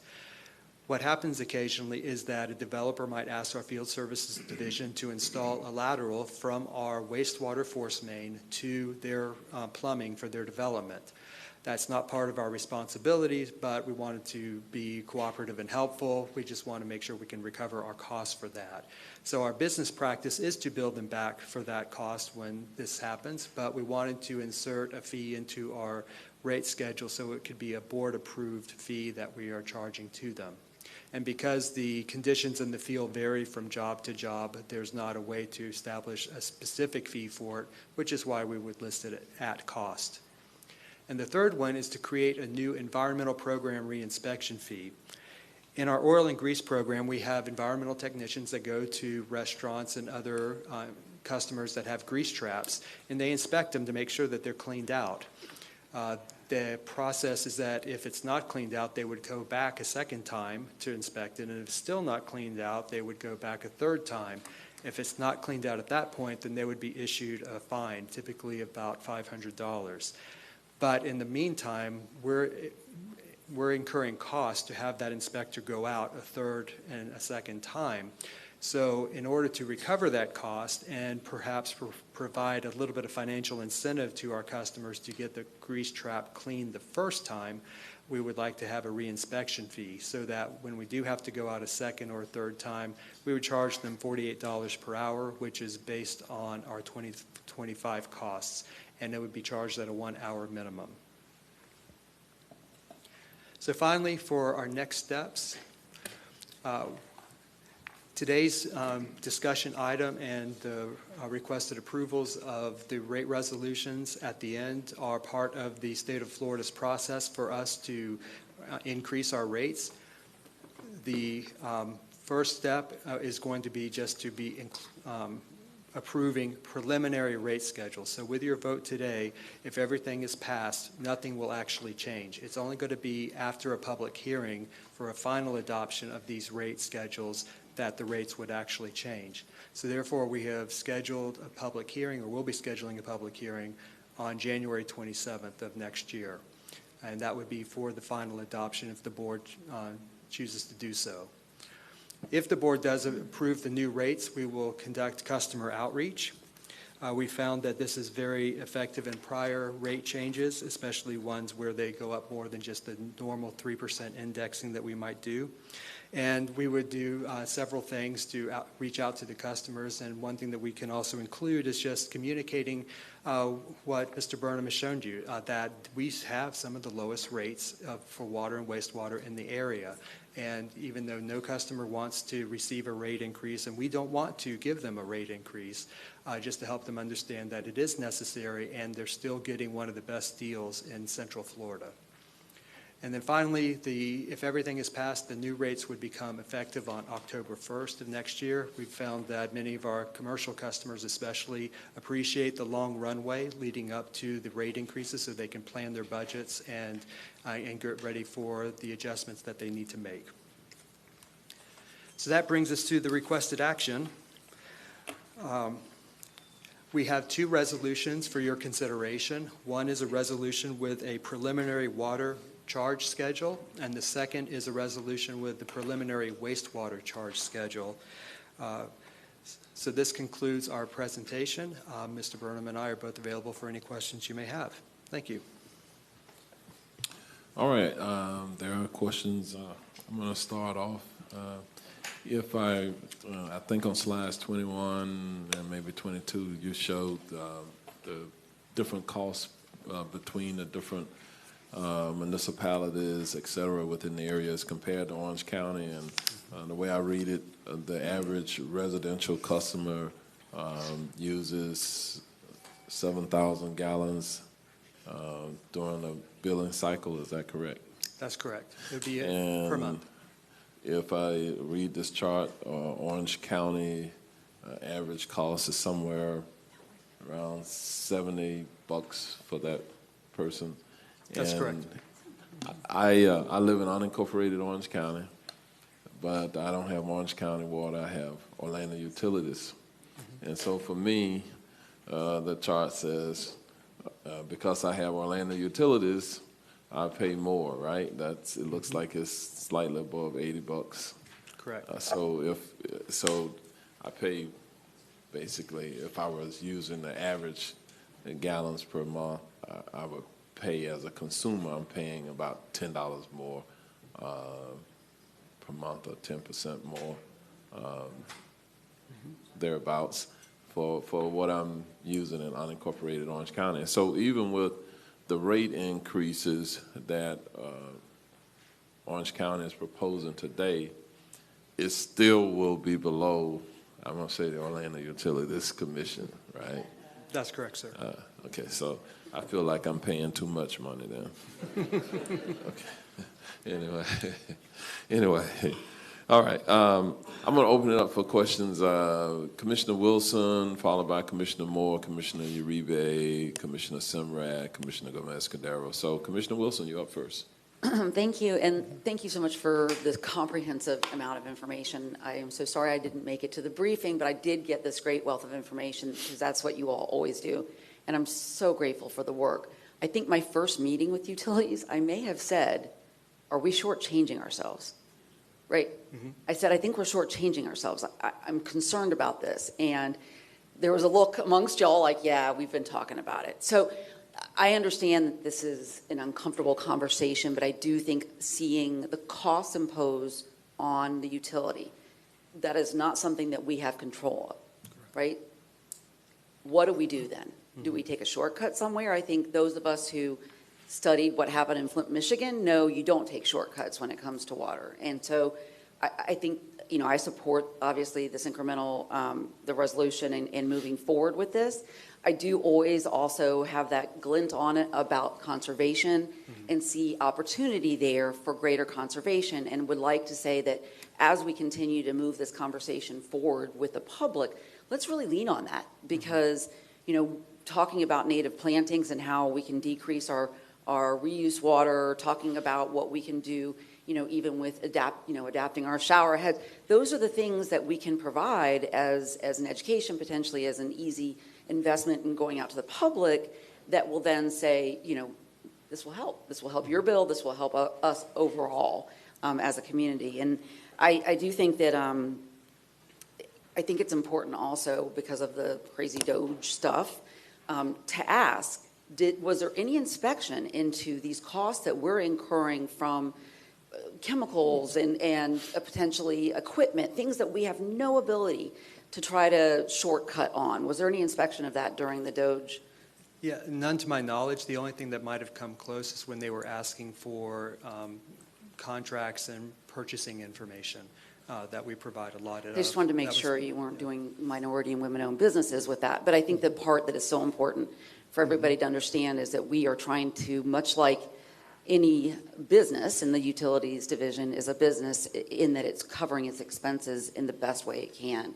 And that the reinvestment into its those CIPs, that is why Orange County Utilities has been the best. And I do have I get my Orange County water. It's in this cup right here.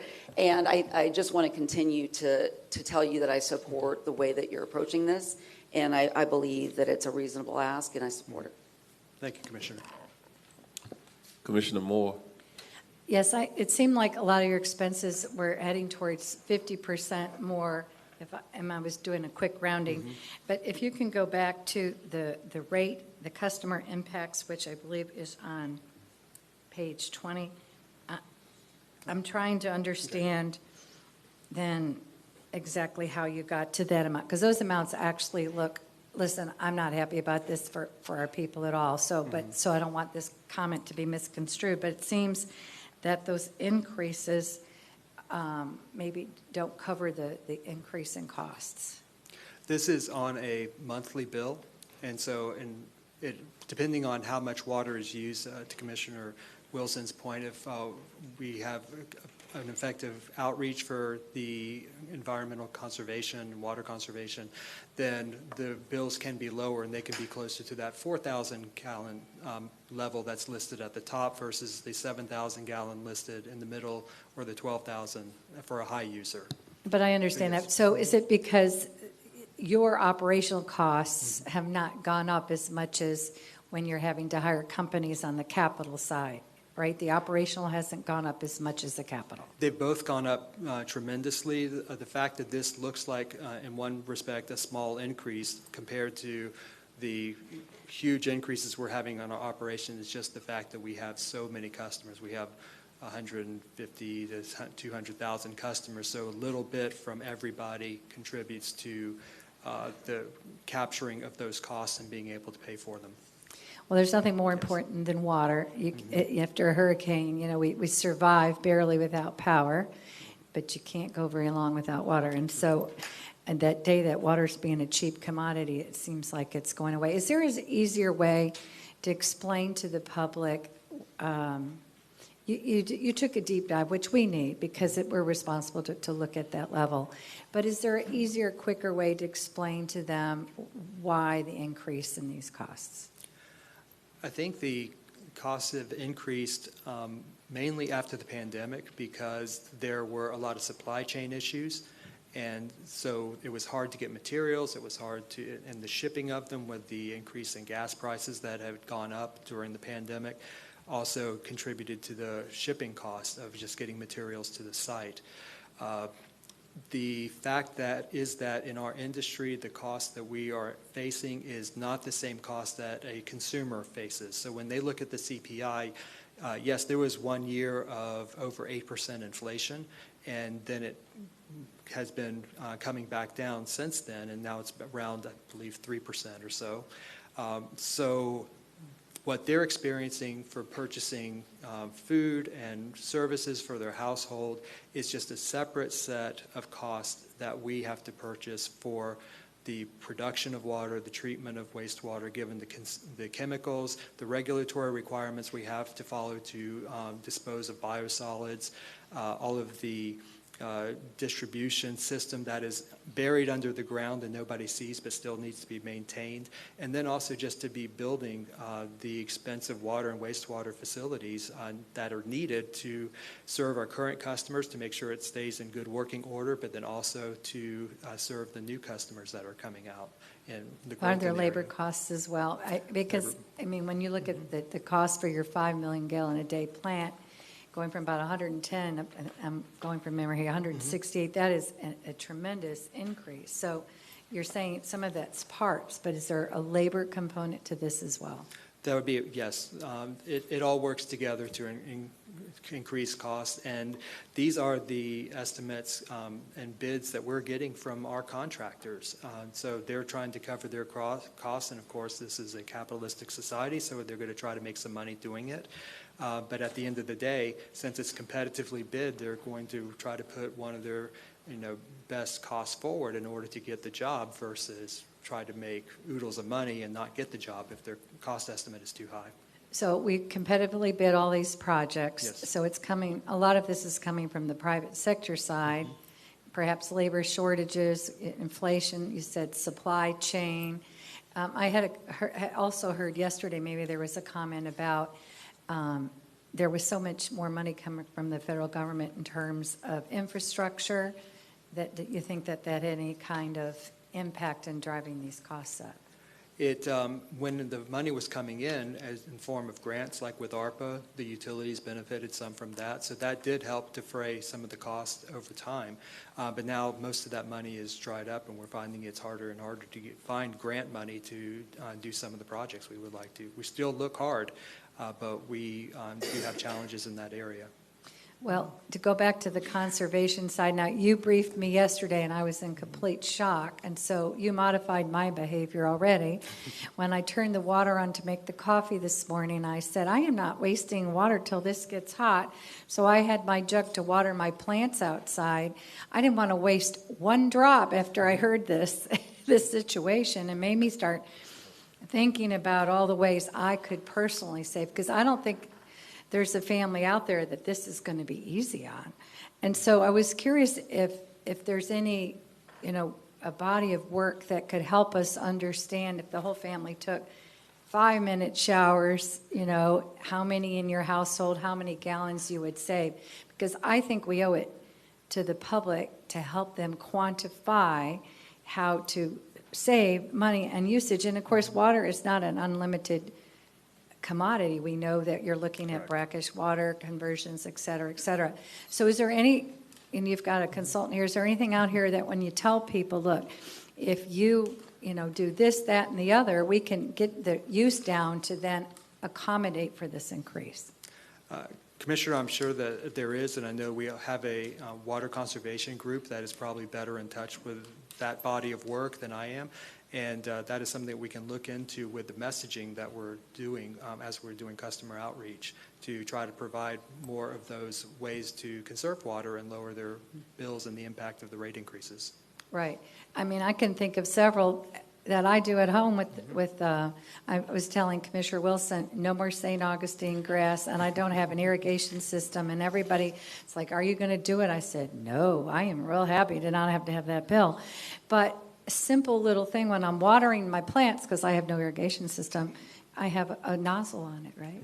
And so I don't waste the water in between the plants. So, I mean, I think we need to help people because they're going to suffer.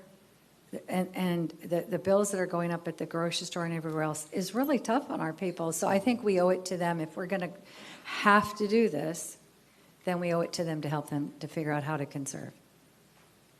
All right, thank you. Thank you, Commissioner. All right, Commissioner Uribe.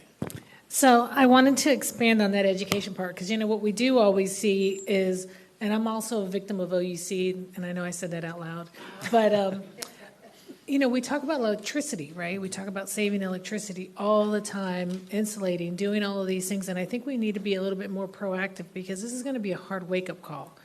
And I think we've all sat here and realized we had a great deal for a long time.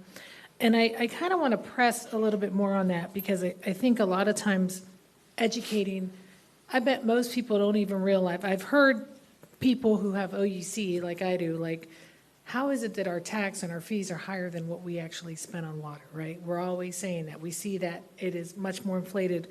But do people really realize have you analyzed your family? Have we looked at possibly educating with, this is your trend of what your family does. These are good times, these are hard times, to help. Because it seems like if you're going to be a high user, you're going to pay more. Correct. And I think a lot of times that message is also a great way for you guys to do some of your outreaches to kids, education, because I always guilt my son as he leaves the water on when he brushes his teeth, So, but I tell him differently. I tell him that he's taking the food for the fish away by leaving the water on so long. But when we talk about, when you've talked about getting bids, right? And I understand traditionally that people always say, whenever you look at a government bid, it's much more higher than what the private market is. Has your team or has a consultant actually looked at what the trend is on a private sector as far as public contracts and private sector contracts? Like, are we really in there? Because now, granted, I do understand that there is a much more bond requirement and liability and all that, but is there a point that people or bids are taking advantage of the private sector versus the public sector when it comes to funding? And I would really love for us to look at that, because it just seems that we just end up, and this is coming from a contractor's wife, that you end up paying a whole lot more when you look at it one way and when you look at it another. We weren't charging for inspections before, is that? That's correct. So we never were charging? For that particular program, there was not a fee for the inspection. However, there was a fee to be part of the program. That was part of their monthly bill. Okay. No, I think that's good, because if it's a lot of time, if they're not in compliance and we have to go back out, certainly, I mean, there's a cost to us. We're paying the worker. He's not going out for free. So we're paying the worker there should be. My last thing is, and you all know this, pump stations, right? When we're doing development, we realized there was a particular project in my district where they were going to connect to the big sewage and so forth, and it was going to be much more cost efficient for them and for us. But ultimately, they weren't able to connect to OBT. So what happens is it ended up putting a lot of pressure on a pump station that was outdated from the 70s or 80s, which, by the way, is now being done because our roads are blocked off. But my whole point is, financially, we end up incurring a lot of that.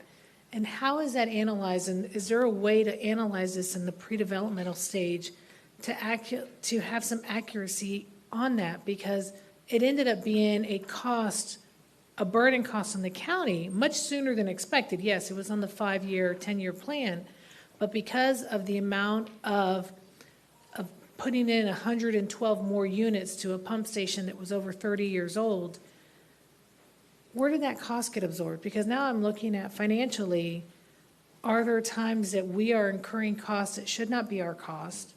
or that some of that cost should be deviated to the development that's being put on to us that is causing us to cause a lot more costs in our water pump stations and utilities. If I could get a response.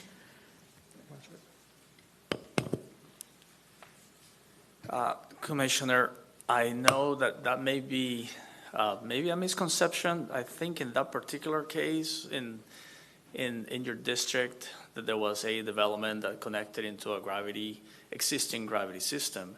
There was existing additional capacity in that case, and they were allowed to connect, and the rest of the infrastructure was built out, so that was not an issue. But pretty much, development-wise speaking, Orange County Utilities, development pays its own way for all of it. They pay capital charges, which with those capital charges, which is similar to impact fees, we build the water treatment plant expansions, and we build the infrastructure that they're connecting to. For instance, a new subdivision. A new subdivision has to build all of the pipelines within the subdivision, just like they build the roads, and they build them to our standards. We inspect those pipelines, and then they donate those to us with a 1-year warranty for any repairs or anything that has to happen during that year after we receive them.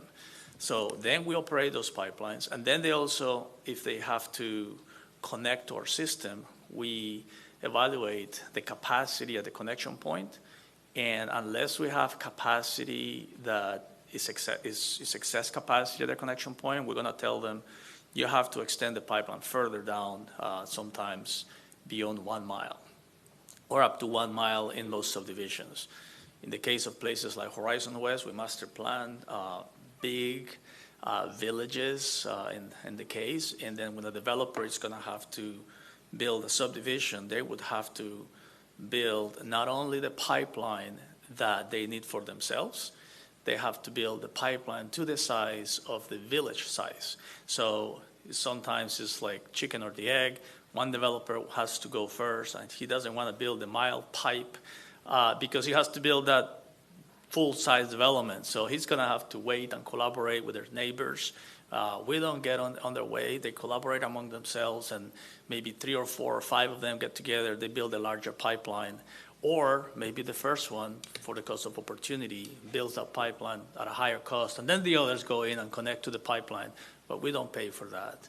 In some cases, beyond that, when a developer is building the pipeline at their own cost, we actually come here with development oversight agreements, and in a way, it is us who take advantage of the developers. They're building a 12-inch pipe, and we know that down the road, 10, 15 years, there's going to be more development down the road. So we say, instead of a 12-inch pipe, we're going to put a 16-inch pipe. It doesn't seem like much, but the difference in cost is from 12 to 16. The difference in cost is 33% because it's based on the diameter, but the difference in capacity is double. So we pay an incremental cost of 33%, and we get double capacity for additional subdivisions or things to come down the road. So bottom line, from our utility, I can tell you that in our case, development pays its own way. But it is not, these increases, in my opinion, are not due to development. We just increased our capital charges last April, effective last April. And I believe the increase is almost 50%. It was like 40-some% that our capital charges went up for development to pay their own way. So it is mostly the operations that we have, because the operating costs went up a lot. Then we used to have a certain amount of money for projects that we need for renewal and replacement. For the existing customers, we serve 1 million people, so we need additional electrical pumps that go bad or they go old. We have to repaint tanks. We have to refurbish tanks, refurbish all kinds of things. So we used to have, let's say, $80 million a year for projects, or $60 million a year. But as operation costs go up, then instead of 80, we have 60, then we have 50, then we have 40. We keep going down on the amount of money we have left for projects. So, but we still have to, let's say our projects were $80 million, and then instead of instead of going down, they're going from 80 to 90 to 100 to 100. Last year we implemented $200 million worth of projects. They were under contract. They have been going on. Now they're in construction. But the amount left from the operation cost and the operational revenues is less and less and less. And it's every year is diminishing that amount, whereas the projects are increasing. So because of that, we borrow money and we figure, okay, we'll pay down the road when we increase the rates. And it's been for a while that not only have to do that, we do a little bit of catch up. We have the lowest rates among counties in Florida. I think it's like the bottom 3% of all counties in Florida utilities owned by the counties. Okay, I had another follow-up question. So you put this chart out that gets us through 2031. Do you feel that it'll sustain where we're going? I mean, do we see now that supplies and materials have leveled off? Or because, I mean, when you look at the other part of like construction, things have leveled off pretty much. There was a time where it was growing tremendously, and it seems like it's still high, but it doesn't seem like it's continuing to increase. So do you guys feel that we're going to, the last thing you want to do is get to a point where then we're back in this place Correct. 5 years from now? I think construction costs, just like you saw on the CPI, and he was saying, in 2022, 2023, there was a significant inflation in the CPI. Some of that had to do with housing. Some of that had to do with different components of the consumer price index. But the construction cost was much higher than the normal inflation. Right. So if you saw 9% on the CPI in construction, it was a much, much higher price. And I think Commissioner Moore hit it on the nail. There was a lot of incentives from the federal government. A lot of those things were because of maybe post-pandemic, but because there was so many projects nationwide. In here, we had housing. House prices went up a lot. There was all kinds of housing construction. There was all kinds of federal projects construction, and the labor and the materials for construction went up a lot. That is not the case anymore. So those increases year to year were much higher in the last 5 years than they have been in 20-some years that I've been here in the county. So we've seen them stabilizing now. So I think but we just need to catch up. And those prices haven't come down like the eggs. Yeah, and they won't. But again, my question goes back to you're doing a prediction out here. You're asking for reoccurring increases over the next 5 years. And so my biggest question to you is, by making this commitment now, and I believe we really have to get ahead of this. We have 11 months. Okay. We really have, I believe this is a perfect time to really take people and say educate, because if you continue your trends of using water the way you do now, one, it's running short. Two, you're going to see this increase hit you in October of 2026. So I'm going to sign up now to come out into my community so we can start educating people and learning how to read their bill, what they need to do, and how they can do this. But my question goes back to 5 years down the road, are we going to be back here saying, oh, we just didn't have enough come in? So this commitment that we make as a board will be able to sustain and help us continue with those cost and project improvements over the next 5-10 years is what I'm getting to. And that's correct. We have inflation factors built into the model. They're not the same ultra-high inflation that we've been experiencing over the past 5 years, but we aren't expecting the cost to just remain flat. So that is built into the model, and this should be sufficient to fund everything for the next 5 years. Okay. Caveat that is your best estimate. Yes. I won't be here, but you'll be here. Well, yeah, I mean, we can never say what the world will happen, but Correct. If it stands as we look at today in a metric wise, you guys feel comfortable with this? Yes, if we get back to a normal economy, normal inflation for the next 5 years, this plan should be sufficient. Understood. Thank you. Thanks for all the data. And I would love to see that market rate information. Okay. Just to have some knowledge on it would be great. Thank you. All right, Commissioner Simrat. Thank you, Mayor. Thank you, Glenn. I am a little hoarse. So, one, I just thank you to your team, because you guys, I always ask a bunch of questions and you have the answers, and I really appreciate that. And just a reminder to the board, like how great it is to have a public asset in water, wastewater, because we have Plurus and Wedgefield, and it's, they pay four times the rate of others, and their sewer system is a mess, and those people are begging to be on Orange County Utilities. So thank you for all that you do. I talked to you briefly yesterday. I'm a little perplexed by the model, like the forecasting model of the 5-year plan. And I understand that there was an external factor with the pandemic.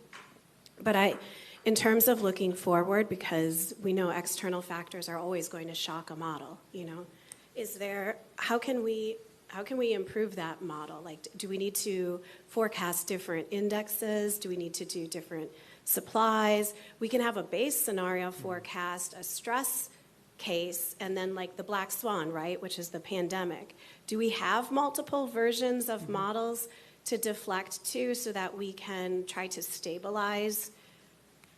It's just, do we have, I just don't understand the model, how it So aired. I will defer that part of the question to Mr. Burnham to discuss his company's model that was used for the rates development. But before he comes up and answers that, I just did want to say that we did run several scenarios for what it would take to meet the needs of the utility, looking at what those rate increases might be. And we tried not to take the highest, best scenario for the utilities, meaning that we would be just flush with cash and be able to spend it on whatever we wanted. We want to be sensitive to the community and the rates that they have to pay.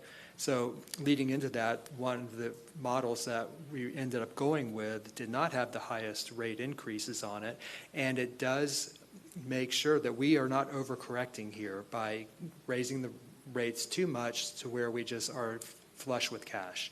This will be a bit tight going through it. As I said to Commissioner Uribe, we do have confidence that outside of another black swan event, that the inflation factors that are built into it should be sufficient to cover the rate requirements for the next 5 years.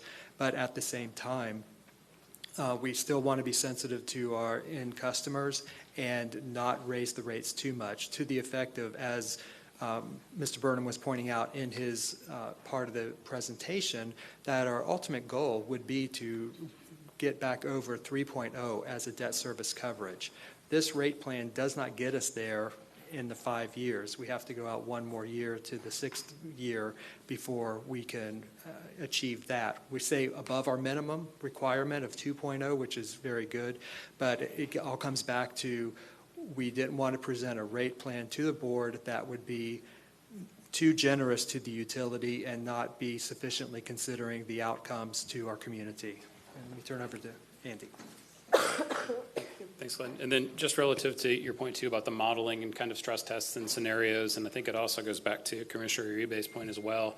So we have macroeconomists on staff that do inflation forecasting for operations and maintenance expenses as well as construction expenses. And within an 18-month forecast period, they've got a very high accuracy rate. And the inflation assumptions that staff has used are based on comprehensive annual growth rates from your recent history, adjusted for known and measurable changes, and then we can compare that against our forecast for inflation, that over the near term, we feel very confident about our ability to work within this plan. It's as you go further out in time, that cone of variability starts to widen.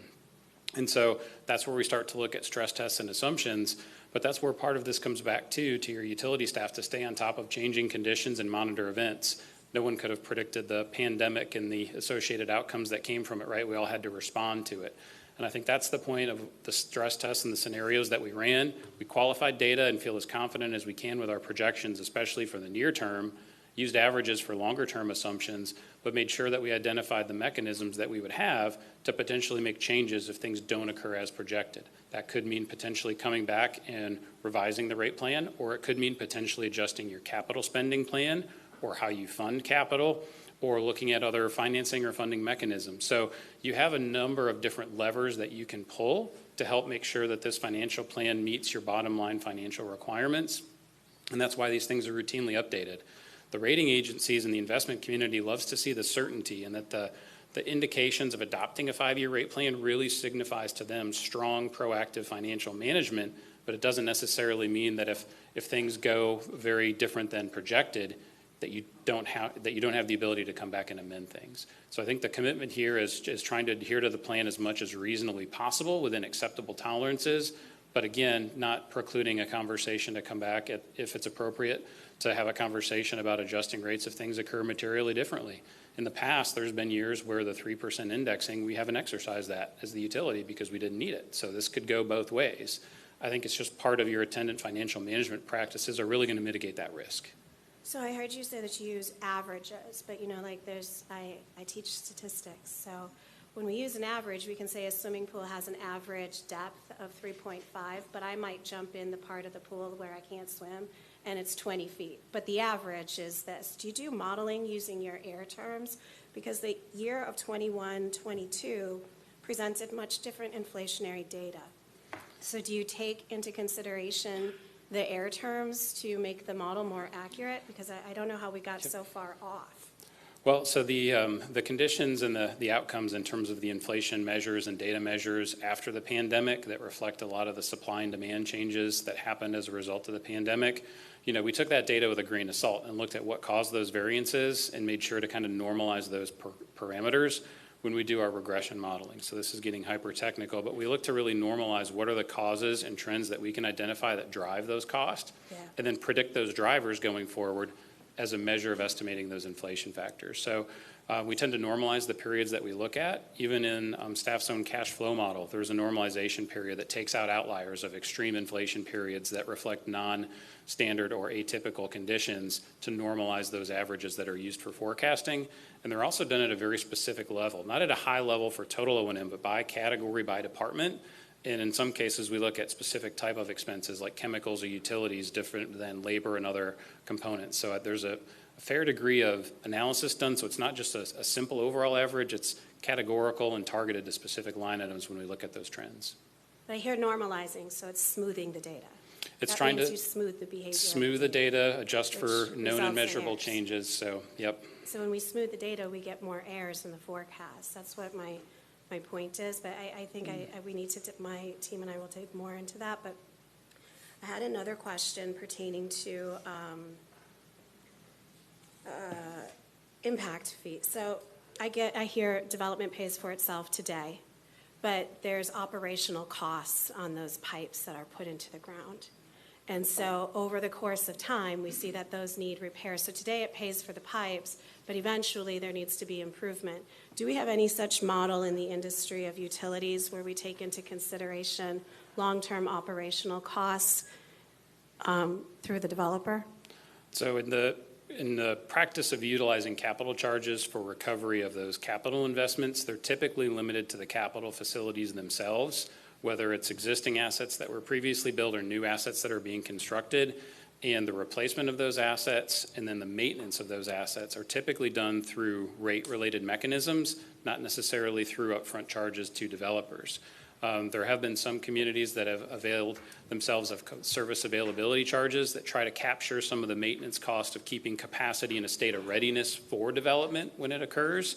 But those aren't necessarily as common in industry practice as are the defaults of leveraging capacity charges for the initial cost of infrastructure and then rates for covering replacement cost as well as operating cost of infrastructure. That's the predominant industry model.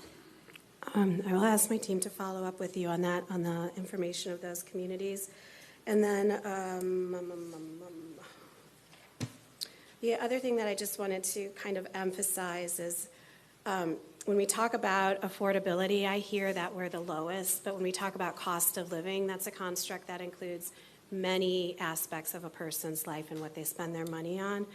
And I know that the utilities is low, but there's a lot of other things that are high, so it's not in reference to your study or this rate, but at some point I think, the county, we should consider doing an affordability analysis to really look at what these small little, we've had trash go up, we've had stormwater, we've had now wastewater, we've had reclaimed water, and little by little things start ticking up, and Orange County becomes less affordable for people to live in. So, and then I have one last question. These are in reference to the other two action items on the screen. the environmental program reinspection fee.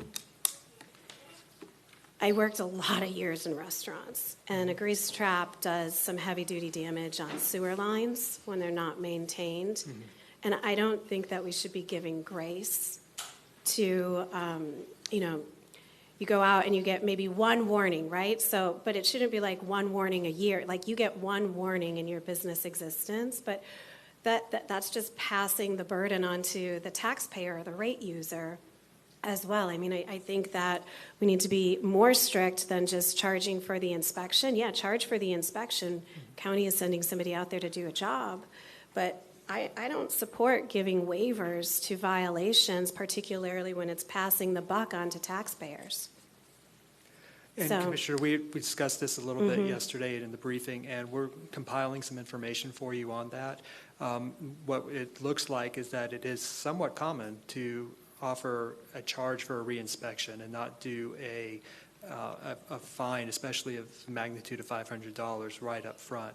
But we'll finish getting that information for you and send it to your office. And I get it. I mean, it's not common, but in this condition right now, it's also not common to raise trash, stormwater, reclaimed water, wastewater. Situations change. Sure.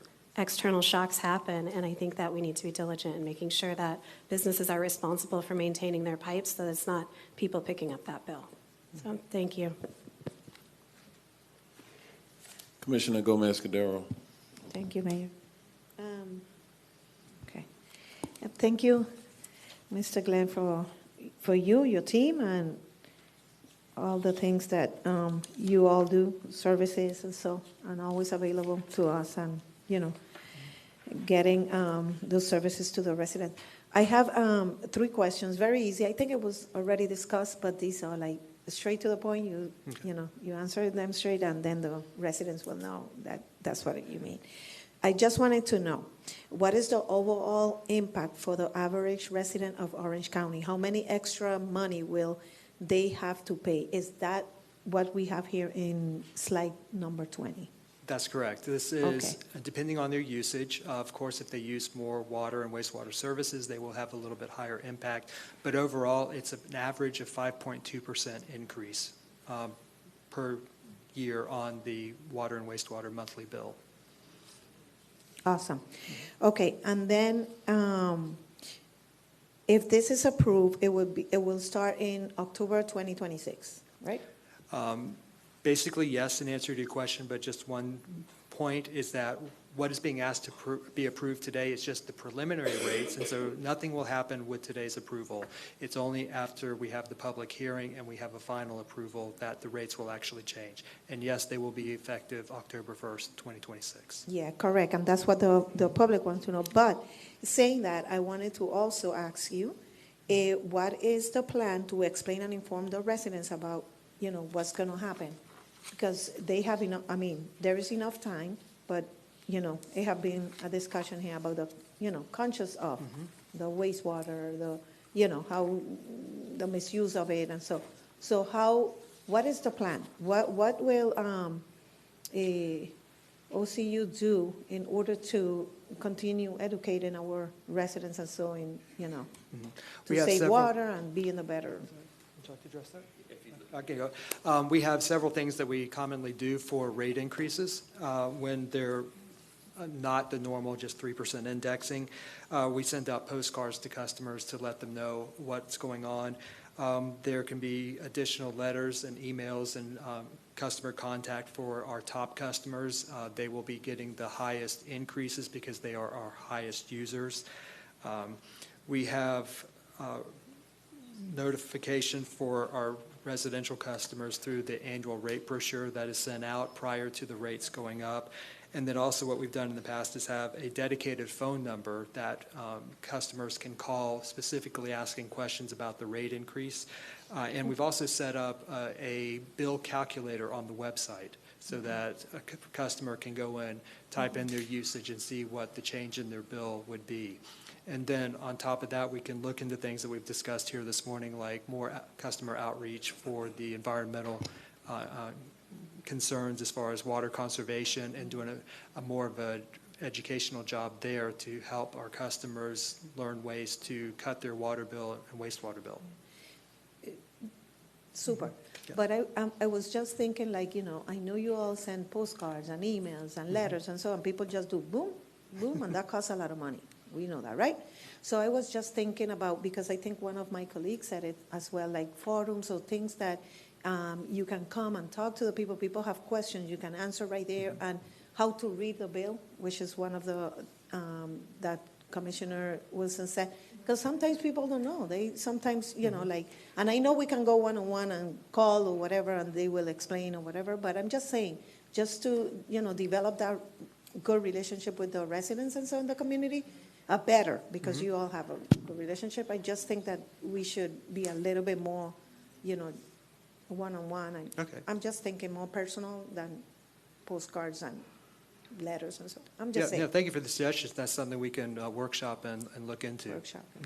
Very good. And then my last question is, how are other counties and cities reacting to price pressure? Are all counties expected to increase prices soon as well? Well, as we displayed the chart on the screen, that there are actual several that have published rates with multiple rate increases, multiple years of rate increases, and they are higher than, say, 6%. We didn't try to put all of the ones that are increasing on there, just the ones that were hitting at least 6% or higher. So the rate increase is fairly common right now. Andy, did you want to address that for your experience? No, I'd be happy to. As I'd mentioned, a lot of the conversations are unfortunately about, you know, similar challenging circumstances, about just increased costs that are significantly greater than what was in the past. And so many communities are really looking at similar levels of rate adjustment. So I'd pointed out a few of them earlier, and I'll maybe just run back to that slide just real quickly here to just give you a sense. So like Hillsborough County, for instance, they have a multi-year ordinance approved that has a 5% increase plus an inflation adjustment, plus they pass through increases in purchased water cost. And so that was approved a few years ago. Toho Water Authority just approved their new rate plan of 7.5% a year for the next 3 years with 4% thereafter. And so as you kind of look around at other county utility systems, especially ones in high growth areas, JEA for Duval County also has just had recent rate adjustments approved for the last 2 years. You know, they're really having very similar conversations right now about similar levels of increases, because it's not that a utility has uniquely necessarily incurred different levels of cost increases. We're all grappling with about the same levels of increases in cost. So the numbers are generally fairly comparable, but they're not altogether different. Indian River County is another example. Last year they had to do a 20% increase. This year they're doing 12%, and then their outlook is for 5 to 7.5% increases thereafter. So it's just, these increases are very common right now, and they're really necessary to just maintain utility service provision to the items that Andreas mentioned in today's cost environment, which again, we're not necessarily assuming it's going to continue to increase significantly like it has done in the past, but it's not coming down. We have to really reflect the cost of doing business in our new paradigm. Awesome. And my last question, and this is, I think I made it yesterday, but I'm going to do it again. You know that also things that, as Commissioner Uribe said, things that sometimes we don't think, no, it was Wilson, that we don't think about, like when you have a, you know, break in equipment or you have to replacement and so, do you have like those funds of those, you know, separated just for that? If you have to replace something, are you going to buy it new, replace it? How do you, you know, manage with that when you're in that situation? Let's handle that one. So as far as these breaks of equipment or things that need to be replaced and repaired, when it comes to forecasting planned maintenance, we have budgets planned for that, but we also include contingencies in that, because we never know what's going to break and what might need to be repaired. So we handled most of that in our operating budget for any repairs that come up within the year.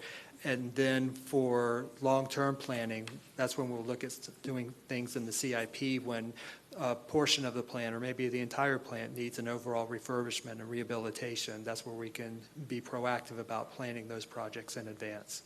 But in answer to your question, yes, we carry some contingency money in the budget, and when that is not enough for handling some of the repairs, then we just cut back in some other area to make sure that we can keep the system repaired and running and in good condition. Well, thank you again. Thank you. Thank you, Commissioner. Commissioner Scott. Thank you, Mayor. Hey, Glenn. Going back to Commissioner Cordero's question, so when you talk about you forecast, your operational repair, are you guys forecasting with a specific number of years, 5 years, 10 years, or are you forecasting to the equipment life cycle? It's many of it's done to the equipment life cycle. For example, with large pieces of equipment, this is more on the solid waste side, but not in the water wastewater system as much. But they have a plan to where they will purchase a piece of equipment new, very large, very expensive, hundreds of thousands of dollars for the equipment. After a certain amount of time, when it ends its life cycle, they will plan for refurbishment of that equipment so that it can be recapitalized and work for another 5 years or so. And then it's after a certain number of refurbishments, then it would be considered not worth the repair and the refurbishment anymore. So then it would be disposed of and replaced with a new equipment that would be similar. Okay. On slide 28, you were talking about the lateral installation and at cost. I want to make sure I understand what you're saying. Yep. Basically, you didn't quantify a specific dollar amount because it changes based on the scope of work and the scale of the project, right? That's correct, and the conditions in the field. Okay. So it's also logistically from a time management standpoint allows you guys greater flexibility so you're not having to schedule a rate hearing with us and go back and forth. Am I right? That's correct. And we wouldn't also want to put forth a generic rate to do this service that would be an average, because in some cases it would not cover its cost, and in other cases it would be more over-recovering the cost. So the most fair thing to do for the developer who's asking us to do this work is to just bill them for the cost of that specific project. So what is the contingency if I'm a developer of, let's just say maybe 2 or 3 apartment units, maybe they're 2 or 3 stories, and I'm looking to do work, right? Mm-hmm. And then I do not agree with the costs that you have provided me. And maybe I might even have a reference with what I believe is a similar situated project with another developer. Like, how do you mitigate that? Would that then come back to us, or would you guys try to negotiate? What would happen? We would work it out with the developer. That wouldn't be something that we would need to bring back to the board. And basically, just to reiterate, these are not common occurrences. It's just something that occasionally happens. It's a responsibility of the developer to put the lateral in anyhow, and so it's in an unusual circumstances where they might need to ask our field services staff to do it. Okay, I'm good, Mayor. All right. With that, just as a reminder, we'll be having the public hearing in January of 2026. That is when we'll take the final action. But today, there is a requested action on the screen. We have a motion by Commissioner Scott, second by Commissioner Gomez Cordero. All in favor, let it be known by saying aye. Aye. Opposed, no. Sorry. Mayor, if I may, real quick, it should be approval and execution as opposed to what it says, just approval. No, I said move requested action, so it should cover everything that you have up there. Yes, it's just that doesn't say approval and execution, it just says approval. All right, approval and So that was on our end. Approval and? Execution. Okay, all right, it's noted. So move revise requested action. Yeah, but it's just a technical error. But all right, we have the correction. All in favor, let it be known by saying aye. Aye. Opposed, no. Motion passes, and it is unanimous. All right, thank you all. We're going to move to the final item this morning. We're going to try to get this one done and be done before noon. So with that, Commissioner Wilson. We got this. We can do it. I believe in us. So very briefly, because that's something I have to say to myself in order to stay brief, this request, you all got the memo. It really lays out sort of a starting point, understanding that we have committed to Vision Zero, that we are fulfilling that commitment in ways big and small. I believe that looking at potentially updated, added, new, or opportunities to address micromobility devices and micromobility usage in the county that the timing is now.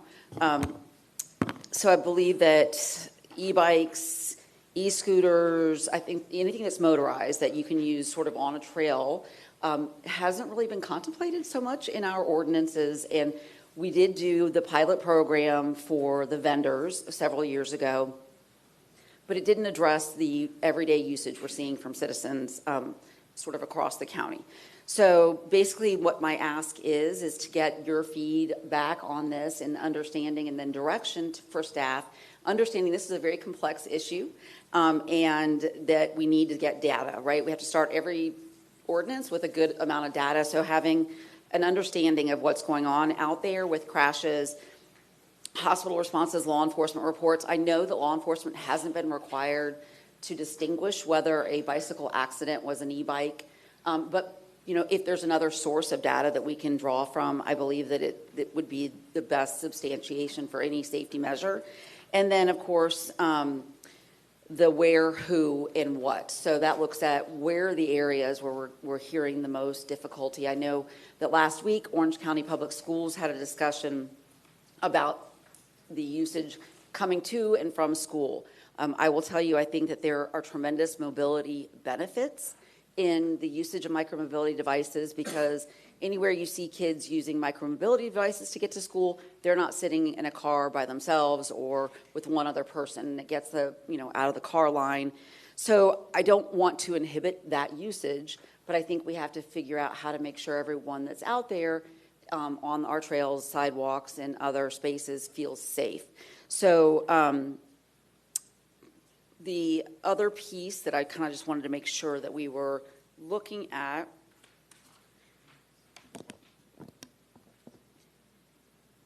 is the state right now is also, I guess there's been several proposals. So having an understanding of where state law is, where it's going, and a hopefully to be able to work in conjunction. I know that there had been discussion about a bill that required a minimum age and minimum speed limit. If the state takes that up as a preemption, I will cheer them on. This is actually a place where preemption makes sense, right? Give us a minimum age, a minimum speed, and then we can, you know, help potentially build upon that for whatever other safety measures might be necessary. I've heard from parents the need for potential additional educational opportunities. That would clearly be something that OCPS we'd need to work through that with them. Helmets are obviously an issue for, I believe, anybody that's on a device. And if you think about the speed of some of these devices, then it really makes the most sense that that would be a requirement. I have mixed feelings about the minimum age thing, and I'd be curious to hear your thoughts on it, because someone with a learner's permit, to me, should be able to use a scooter, a motorized scooter. Should it go 30 miles an hour? No. So, you know, the idea of maybe making sure that those modifications that take the scooters, the e-scooters and e-bikes up above a certain speed is part of the research and consideration. But it's really very unexplored right now as far as what types of modifications or what kinds of measures we could or should take first. I understand that some other research that's required and potentially action that's required will take a lot of time. I'm glad to see OCPS representatives still in the room. But I think that if we have the ability to tap into the brilliant people in our public works that are right now working on Vision Zero initiatives to get them engaged on this, that we may be able to get to some of these things sooner than others. And whether that is a educational or outreach, whether that is additional signage in places.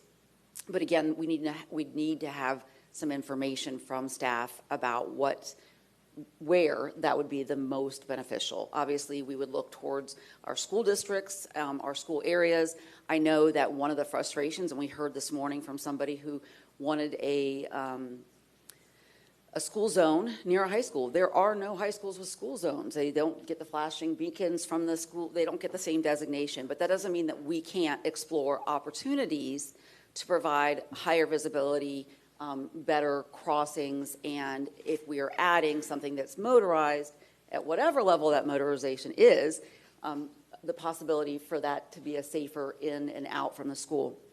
So I want to open the floor, get some feedback from you all, and then potentially give direction to staff about what we would want to see come back as far as research and next steps.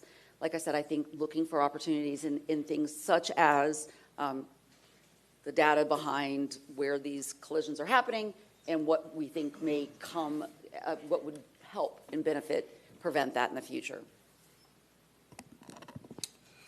All right. There are questions or comments by members of the board.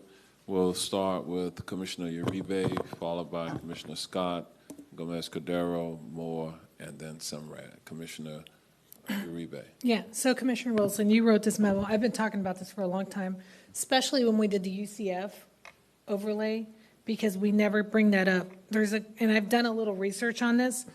I would, yes, we need to move forward. Number one, I'm worried that there may not be a lot of data. I recently saw someone get hit by a car, but they exchanged insurance. The guy gave them, and no policeman ever came. So I'd be curious to see how that data will come up. But ultimately, we fall on enforcement. How do we get, I remember when we did the golf carts, which was, geez, Byron, was that like 6 years ago when we did the golf carts? And it's been some time, yeah. And we had difficulty even getting enforcement and law enforcement to take on something else like golf carts that are very predominant now in our neighborhoods. And I believe that if we don't get enforcement, all these great intentions go nowhere. And of course, that starts a lot with parents and children and so forth. When you talk about speed, obviously a maximum speed. And I would love for us to look at other cities and states around the country that are doing something like this. I was recently in Miami for a conference and was stunned that these scooters are actually on roads with cars, and they act like they're in a vehicle the way they ride their scooter. I was terrified, with no helmets. But in business clothes, I mean, this is how people get around in Miami because of the amount of traffic. But I was almost terrified for the people I had to go all the way around who are just driving these scooters like they're a car and they should be. So there's a lot of mindset about that. I do worry that younger people, and I took this all the way to colleges, they think they're invincible at that age, right?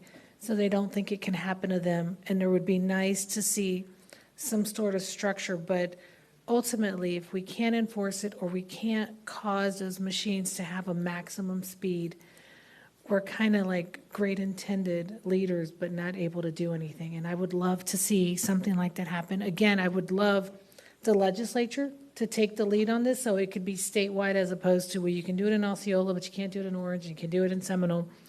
And lastly, also, I have a big issue with the school zones in high schools, and not to put a lot of pressure on OCPS, who's here.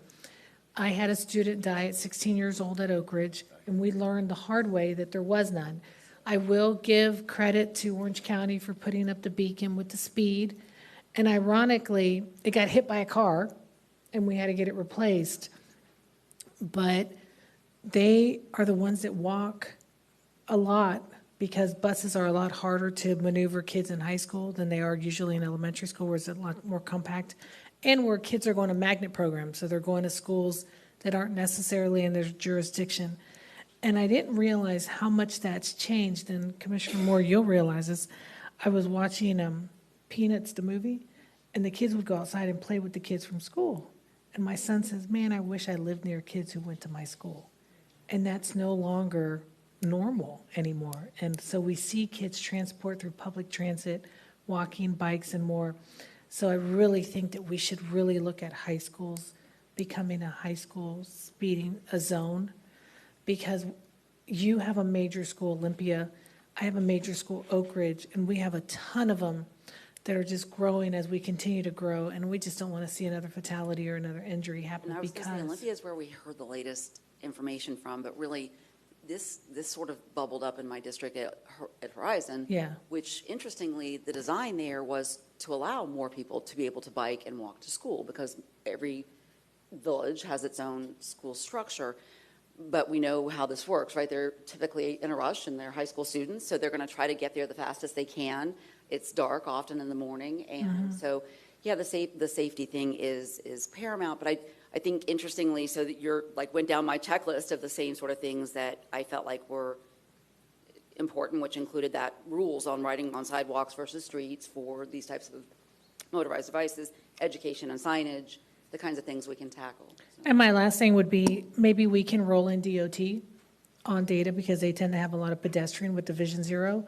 And instead of waiting for someone to do home rule, maybe we can advocate, and I'd be happy to go to try to get somebody to put in some legislation that would help us make this a state issue and no more fatalities because of this. So I think it's great. Yep. Thank you. Good job. Commissioner Scott. Thank you, Mayor. Thank you, Commissioner Wilson, for this topic. I wholeheartedly agree what you say as it relates to safeguards around our high school students. I think in some cases more so because we have crossing guards and sometimes walking school buses for our young people, our younger people. But then when you talk about the high school students, no one's really looking out for them, even when they should be looking out for themselves. I see a lot of young kids, they'll have the headphones on, or they'll be on their phones, or they'll do both, and then boom, you get in a car accident. Just one thing I wanted to share with you, I don't know how we're able to do this here locally, but I think figuring out ways that we partner with the school district and in some degree Metro Plan to provide education on the short term, and then looking more long term at what we do from a advocacy level. Perhaps we can do something with our Citizens Commission for Children. In terms of the speed, these kids can jailbreak the scooters. I don't know how they do it. I've seen them. It's like, oh, it takes like 5 minutes or whatever, but they're able to take off any speed safeguards and get them to go as fast as 40 miles an hour. So, and these are kids right here in Paramore. I've seen them. I was like, how's it go so fast? Oh, it's easy. You da-da-da-da-da-da-da-da. And then they did something so quick, and then boom, took off. I'm like, okay, I didn't, because I thought they were set at like 10 or 15 or whatever, but they're able to, through technology, make them go way faster than they should be. But thank you for bringing up the topic, and I look forward to whatever solution staff comes up with. But I think in the short term, and when I say short term, maybe 6 months to a year, I think what we can do is figure out how we, through our Children and Family Services Department, Citizens Commission for Children, with our partners, develop some type of educational program, either directly with our staff, through partners, or in conjunction with OCPS, to just talk with the kids. Because signage, they ignore the signs. Hey, make sure you have one ear out. Hey, just what we can do to actively engage these kids so that when they are going to school on those scooters in the wee hours of the mornings and it's dark, they know to slow down, look and cross the street. Just things that we remember. Look twice, then cross. Walk your bike across the street instead of riding. All those different things that we remember growing up. So thank you for the topic. Commissioner Gomez-Cadero.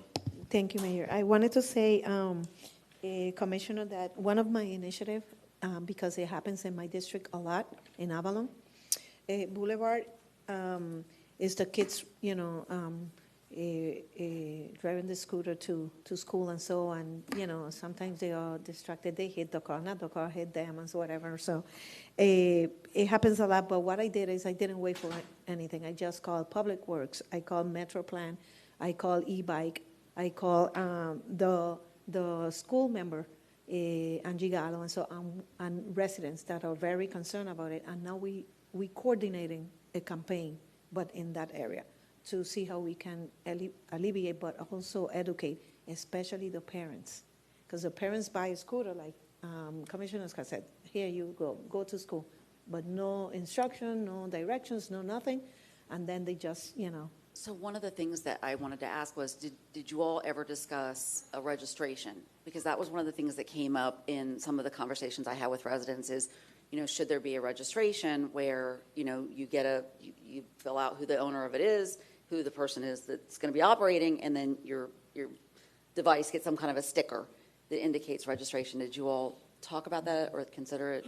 No, we haven't talked about that. But I think that would be through the school, right? Because it's no. I don't know. I don't know. This is literally for this everybody? is why we need help. Yeah, I was going to say this is why we would need help getting that information, and seeing what things fall into which jurisdictions. The other one, of course, with an educational campaign, we would have to work very closely with our partners at OCPS. But just understanding a little better what you're, what you're hearing in your community, I think is really helpful. Yeah, very good. Yeah. Commissioner Moore. To add to some of the things you've already brought up, it's really a massive conversation. I went to a bike walk conference in Winter Garden, couldn't go this year. And what I was stunned about was that some of the state laws are not even there to protect cyclists when they're hit. So they can't put a claim on the insurance, the car insurance, the auto insurance for any of their medical bills. That has to go back on their own personal insurance. So that is something that really has to be addressed as well, and it's a state issue. This is not at our jurisdiction.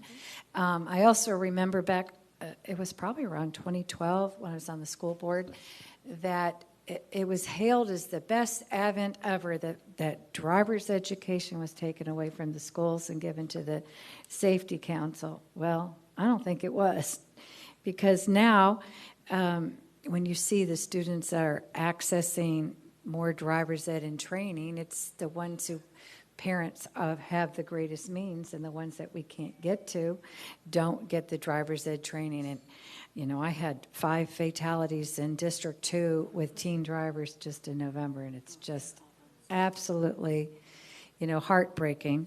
And then another piece that I think we have to bring up here is, you know, Humberto, they're sitting back here.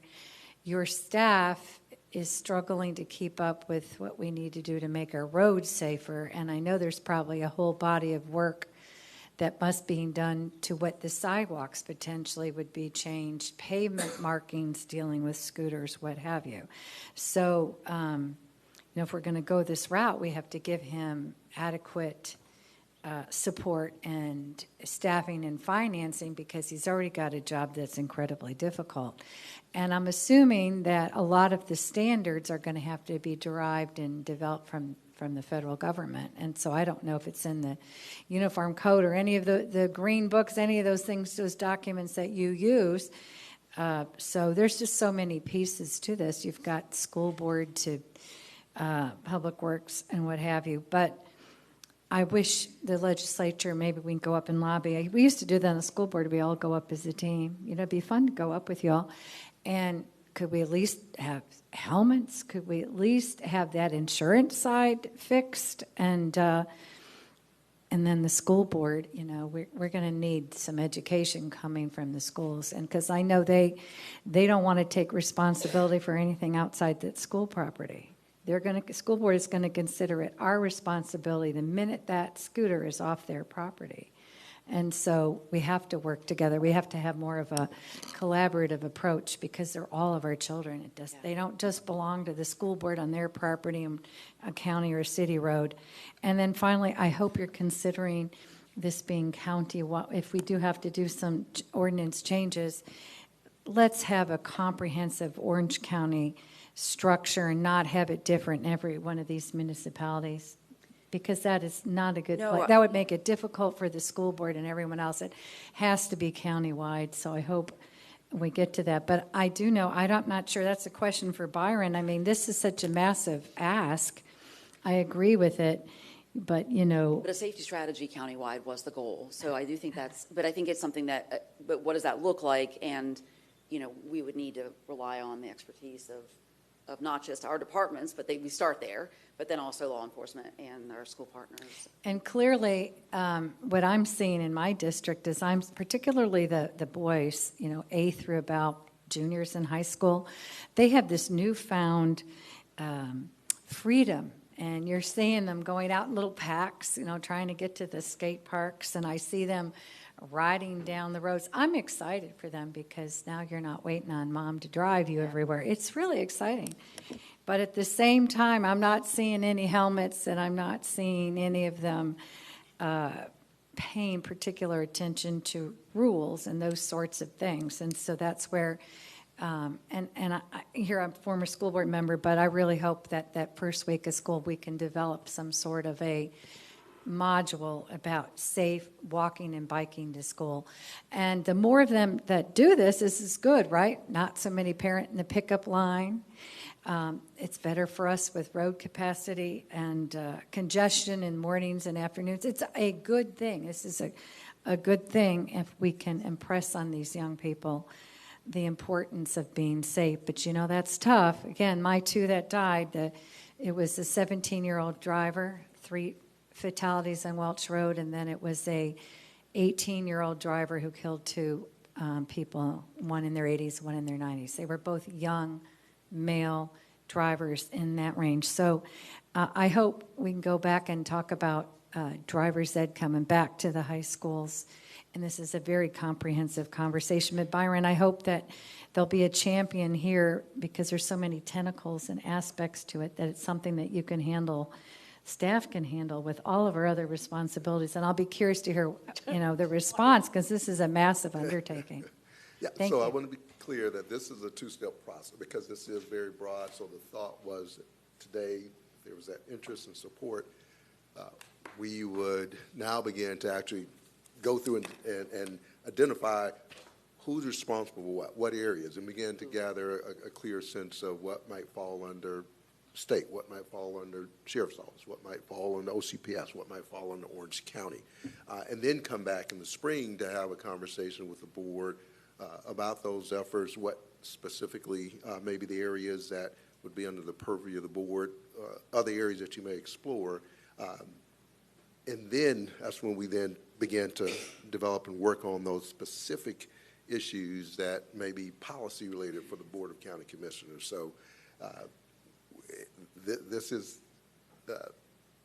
obviously of great interest, significant interest, important, but it is, this was very comprehensive in its reach. And so that's that first step, and that's the conversation we've had with Commissioner Wilson about after this step. We now go to the next step, which is to begin to really organize this in a fashion that's a little clear about what falls under which area. Now, that would be done in conjunction with conversations, working on that research with OCPS, with Orange County Sheriff's Office, and we were obviously all taking notes. I heard a few others that you mentioned as well, but that would be done in conjunction in discussions with them to help us ferret this out, so that when we come back to the board in the spring, it is a comprehensive approach, not just one perspective, but those of others who need to be at the table.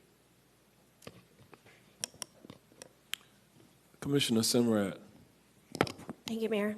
Thank you, Commissioner Wilson. This is an important topic, and we've got 2 school board members in District 5, Member Gallo and Member Vanos. Both of them have come to District 5 and have expressed a lot of concern regarding the school zones and the kids' usage of it and safety features as well. So that I'm grateful that the school board was here, and I have the 2 emails from Stephanie Vanos and Angie Gallo requesting, making sure Orange County Public Schools has a seat at the table. So, Mayor, thank you for including them.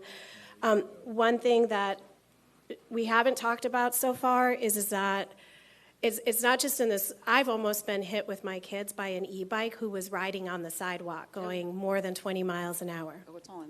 Yeah, it is. But just in the articulation of today's dialogue. So and we also have to talk about our shadow population, which is about 210,000 tourists a day, and that they're coming in from all these different locations from around the state as well as outside the state and outside the country. So being able to create some type of a safety framework where we can communicate it to those tourists. And I see the tourists on International Drive and other areas by the convention center where some of them don't even really know how to safely operate them, and they don't know how to brake them, or brake, like not brake the machine, but to stop the machine. So they just kind of hop off and it just goes into the grass.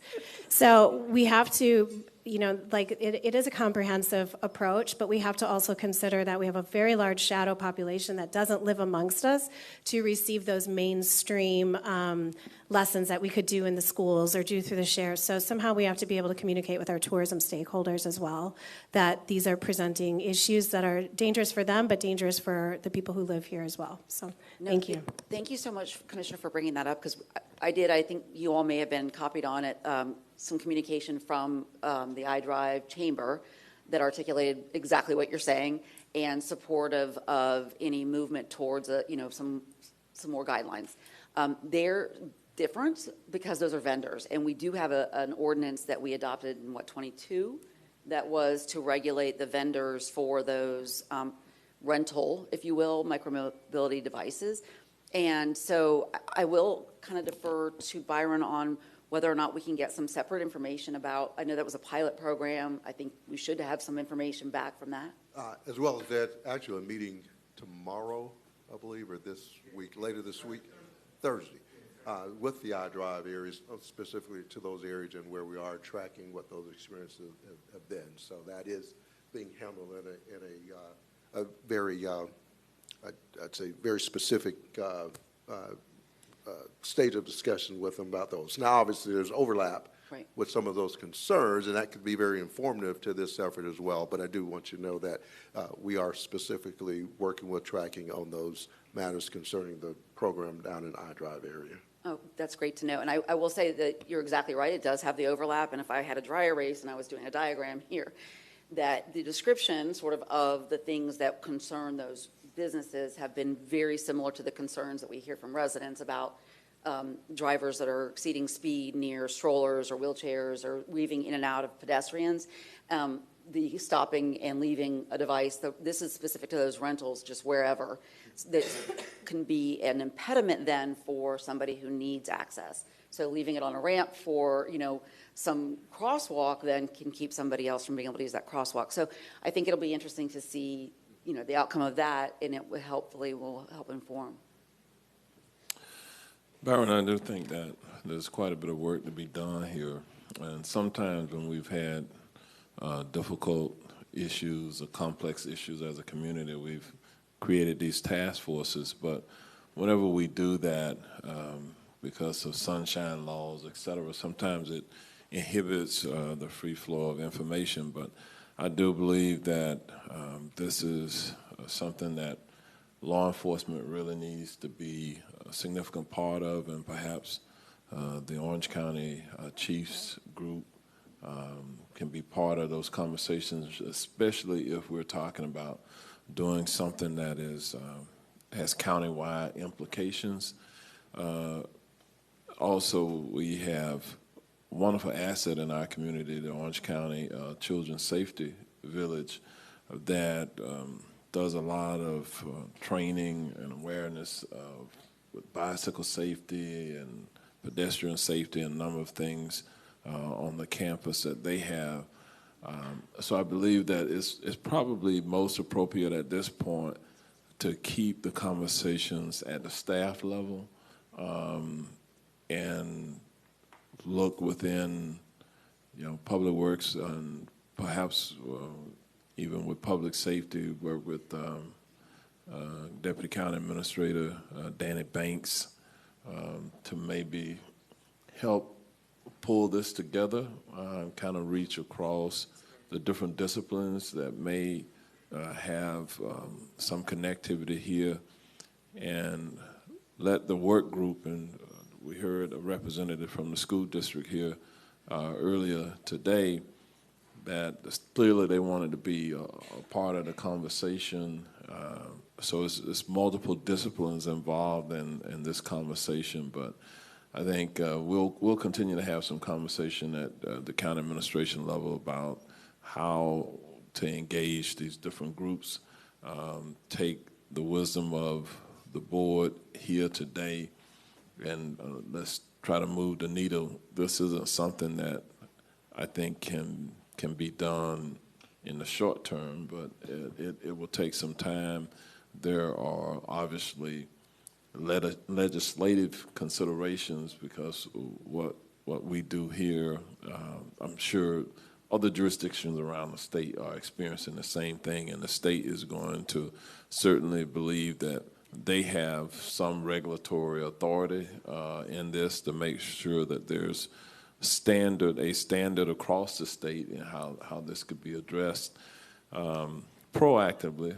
We know there may be an enforcement component to driving compliance, to reducing injuries and improving safety at the same time, but I would hate to see it so punitive until where youth, children are getting citations and those types of things. So I think we do have to think through that.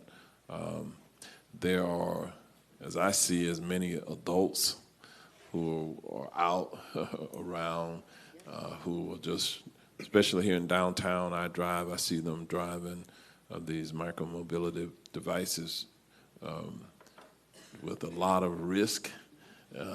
It's like a thrill ride for them.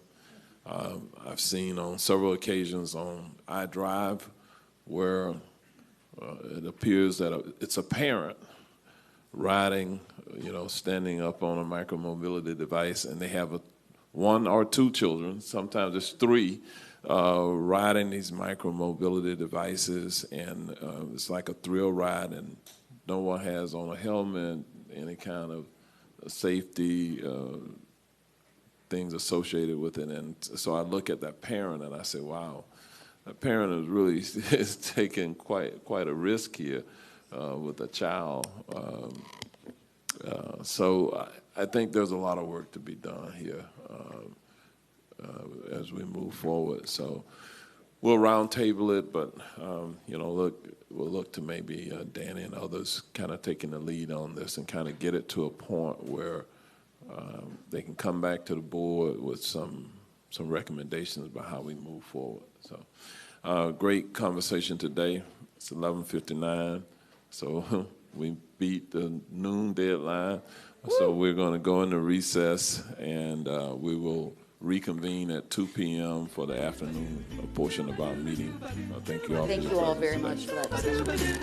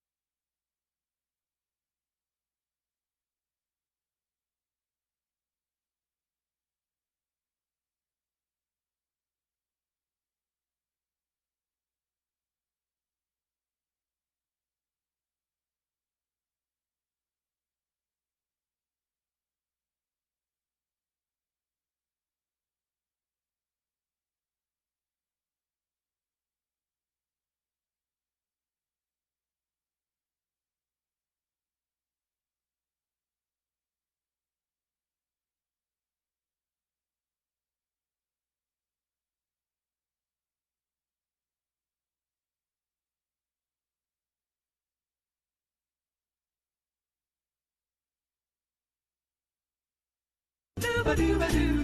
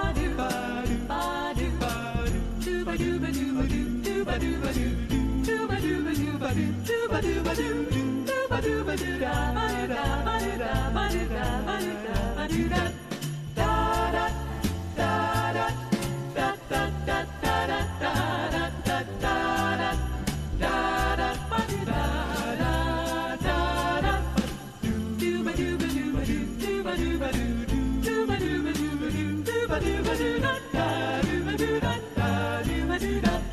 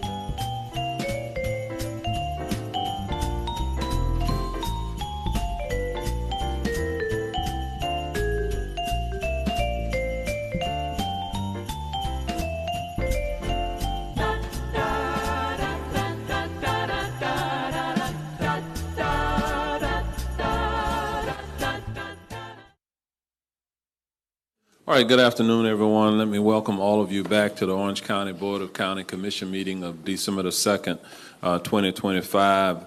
As we begin this afternoon, we'll start with our land use issues, and we're up to an item regarding planning and zoning adjustment recommendations. And Ms. Lakin O'Hara is going to lead us off, and she'll be framing this item. With that, Ms. O'Hara, you're recognized. Yes, good afternoon, Mayor and Commissioners. On November 6, 2025, the Board of Zoning Adjustment heard 12 cases. 10 cases were recommended for approval, One case was recommended for denial, and one case was continued to the December 4th public hearing. The BZA appeal deadline was Friday, November 21st, and no appeals were received. It is my understanding that Commissioner Semrad would like to pull case VA 2511-058, Victor Cabrera, for a board called hearing. So the zoning division is working on scheduling that for a separate public hearing. So with the exception of case VA 2511-058, which was pulled, and case VA 2508-033, which was continued, we request that the BCC accept the BZA recommended action and findings. Move requested action. Scott. All right, we have a motion for approval. Is there a second? Second, Commissioner Uribe. All in favor, let it be known by saying aye. Aye. Opposed, no. Motion passes, and it is unanimous. All right, thank you, Ms. O'Hara. We're going to move to the next item on our agenda, and this is item A1 for this afternoon. We'll open the public hearing. This is a case involving a petition to vacate. With that, we're going to call on Ms. Susan Usack, our Deputy Director of Public Works, to frame this item. With that, you're recognized. Thank you, Mayor. This is a petition to vacate PTV 25-08-022 from Jonathan Hules of Louds, Drostick, Doster, Cantor, and Reed on behalf of 882 Magnolia LLC and Charles Bolsanovich. The petitioner requests that Orange County vacate a portion of its 60-foot wide, unopened, and unapproved right-of-way known as Palm Avenue that lies between 3 residential lots located within the Winter Garden Manor subdivision containing approximately 0.258 acres. The property lies south of West Colonial Drive and east of Balua Road. The real estate management, environmental protection, engineering, transportation planning, and roads and drainage divisions have no objection to the request. All utility providers have also provided letters of no objection. Approval of this request will have no adverse effect on Orange County, and staff has no objection to the request. Our requested action is approval of PTV 25-08-022. The parcel is located in District 1, and I'm here to answer any questions. All right, thank you. Is the applicant on this item present? If so, would you like to come forward and make any comments? Okay, okay, no comments. Do we have members of the public present who wish to be heard on this item? We have no speakers for this item, Mayor. All right, then we'll close the public hearing. We'll go to the District Commissioner, Commissioner Wilson, for a potential motion. Yes, I'd like to make a motion to approve the requested item. Second, Scott. All right, we have a motion and a second. All in favor, let it be known by saying aye. Aye. Opposed, no. The motion passes, and it is unanimous. All right, with that, we'll move to the next item on our agenda. This is item B2, a shoreline alteration dredge and field item. We'll open the public hearing on this item, and we'll call on Mr. Tim Hull, our Environmental Programs Administrator, to frame this item. Mr. Hull, you're recognized. Thank you, and good afternoon, Mayor and Commissioners. Today I'm presenting after-the-fact shoreline alteration dredge and fill permit application number SADF 2502006 for the applicant Catherine Cowden, and this is for a replacement vinyl seawall. Here is a location map of the property, and it's shown in red for you. The property is located at 3513 TCU Boulevard on the western shoreline of Lake Irma. And here's an aerial photo of the subject property outlined in yellow. And some background for you. June 14th of 2024, EPD first received a complaint that a new seawall was being constructed at the property without a permit. Staff determined that the property owner had constructed a replacement seawall directly waterward of an existing seawall, which does require a permit. The existing concrete seawall appears to have been constructed between 06 and 07 while under the applicant's ownership. However, we did not find a permit even for that existing wall. Accordingly, on June 21st, 24, EPD issued a notice of violation, or NOV, for the unauthorized seawall. The NOV required the property owner either remove the seawall or submit an application for shoreline alteration dredge and fill permit to attempt to permit the seawall after the fact. December 9th of 2024, the enforcement case was presented to the special magistrate due to lack of response from the property owner. The special magistrate issued an order that the unauthorized seawall either be removed or that a permit be applied for after the fact. There was a penalty of $4871.75 assessed and included as part of the corrective actions in the NOV. However, the special magistrate ruled not to apply the penalty in their order. And on February 20th of this year, EPD received the application for shoreline alteration dredge and fill permit from the property owner. Here are some photos of existing conditions with the vinyl seawall, as you can see, being installed. And in the photo on the left, you can see there's a concrete seawall. That's the old wall from '06 or '07. And you can see they've also put in riprap, and some new plantings have been installed in the photo on the right. Here is the site plan. The applicant's requesting authorization for after-the-fact installation of approximately 34 feet of replacement vinyl seawall, which is shown in red on this exhibit. The southern end of the seawall abuts an adjacent wall on the property to the south, and the northern end of the wall ends approximately 11 feet from the property line at an existing boat ramp that they have. And here is a cross-section of the seawall. Based on prior board direction, riprap and plantings are required, and as I showed you, they had already installed those. Some considerations for you. The project was reviewed in accordance with Chapter 15, Article 6, and the review criteria and conditions of issuance therein. Notification of the public hearing was sent to owners within 500 feet, and we received no objections. Our finding is pursuant to Orange County Code, Chapter 15, Article 6. EPD has evaluated the proposed SADF permit application and required documents, has made a finding the request is consistent with Section 15.218. And finally, our action requested is acceptance of the findings and recommendation of the EPD staff and approval of after-the-fact shoreline alteration dredge and fill permit SADF 2502006 for Catherine Cowden, subject to the conditions listed in the staff report. This is in District 5, and that concludes my presentation. Thank you. All right, with that, is the applicant on this item present? Would you like to make any comments? Okay. So because I have to take that as no comments, unless you want to make them, you'll have to come to the podium. Okay, all right. Also, so with that, do we have members of the public present who wish to be heard? Mayor, we have no speakers for this item. All right, then we'll close the public hearing at this time. We'll go to the district commissioner, Commissioner Simrad. For Thank you, Mayor. motion.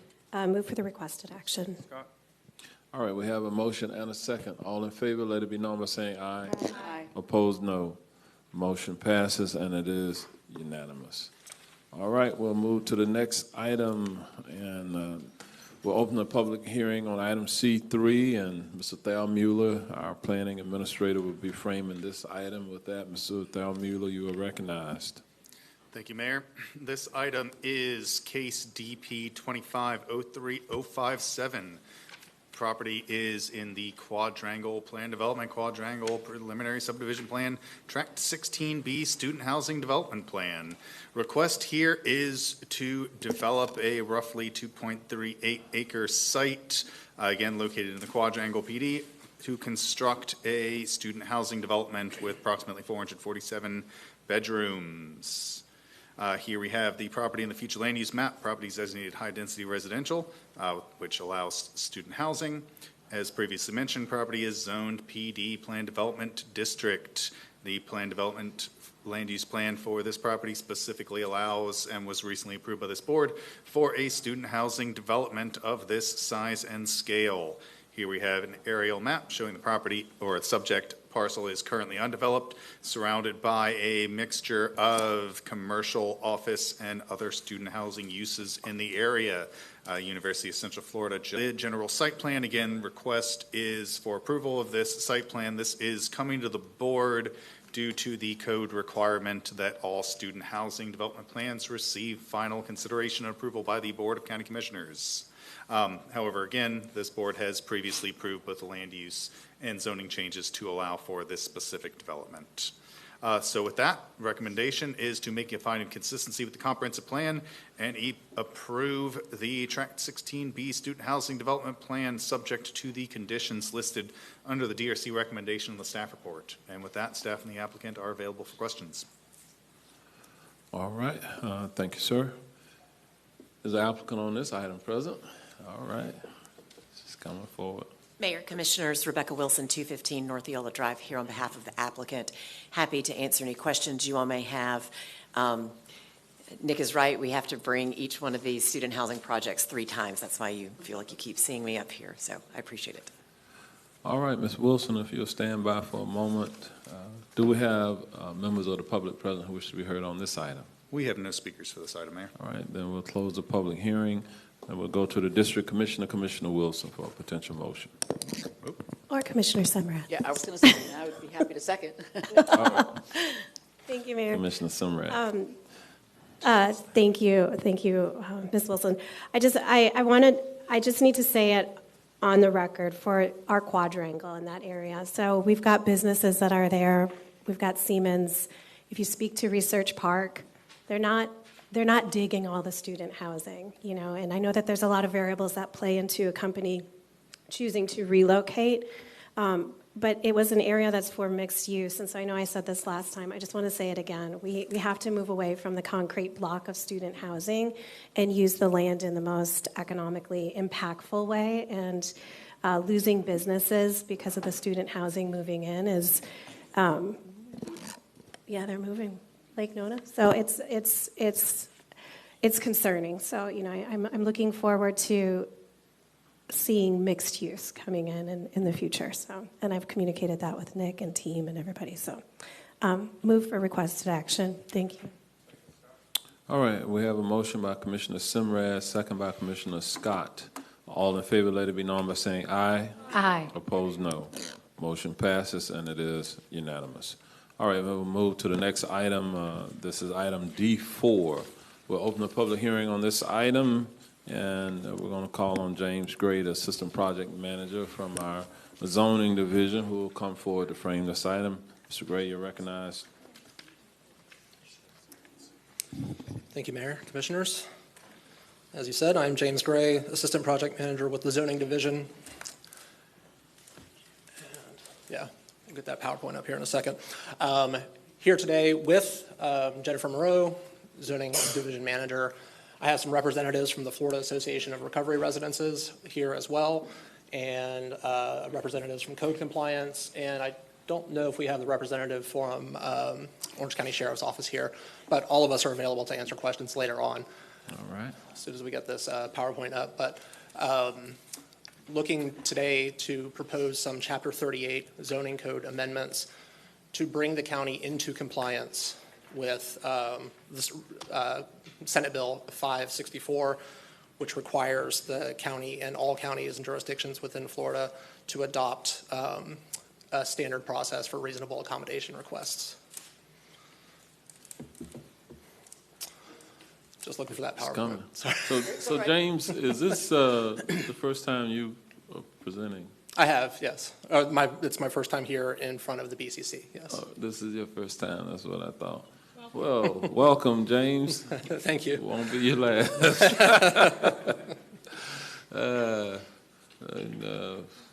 has nothing to do with the fact that your PowerPoint won't come up.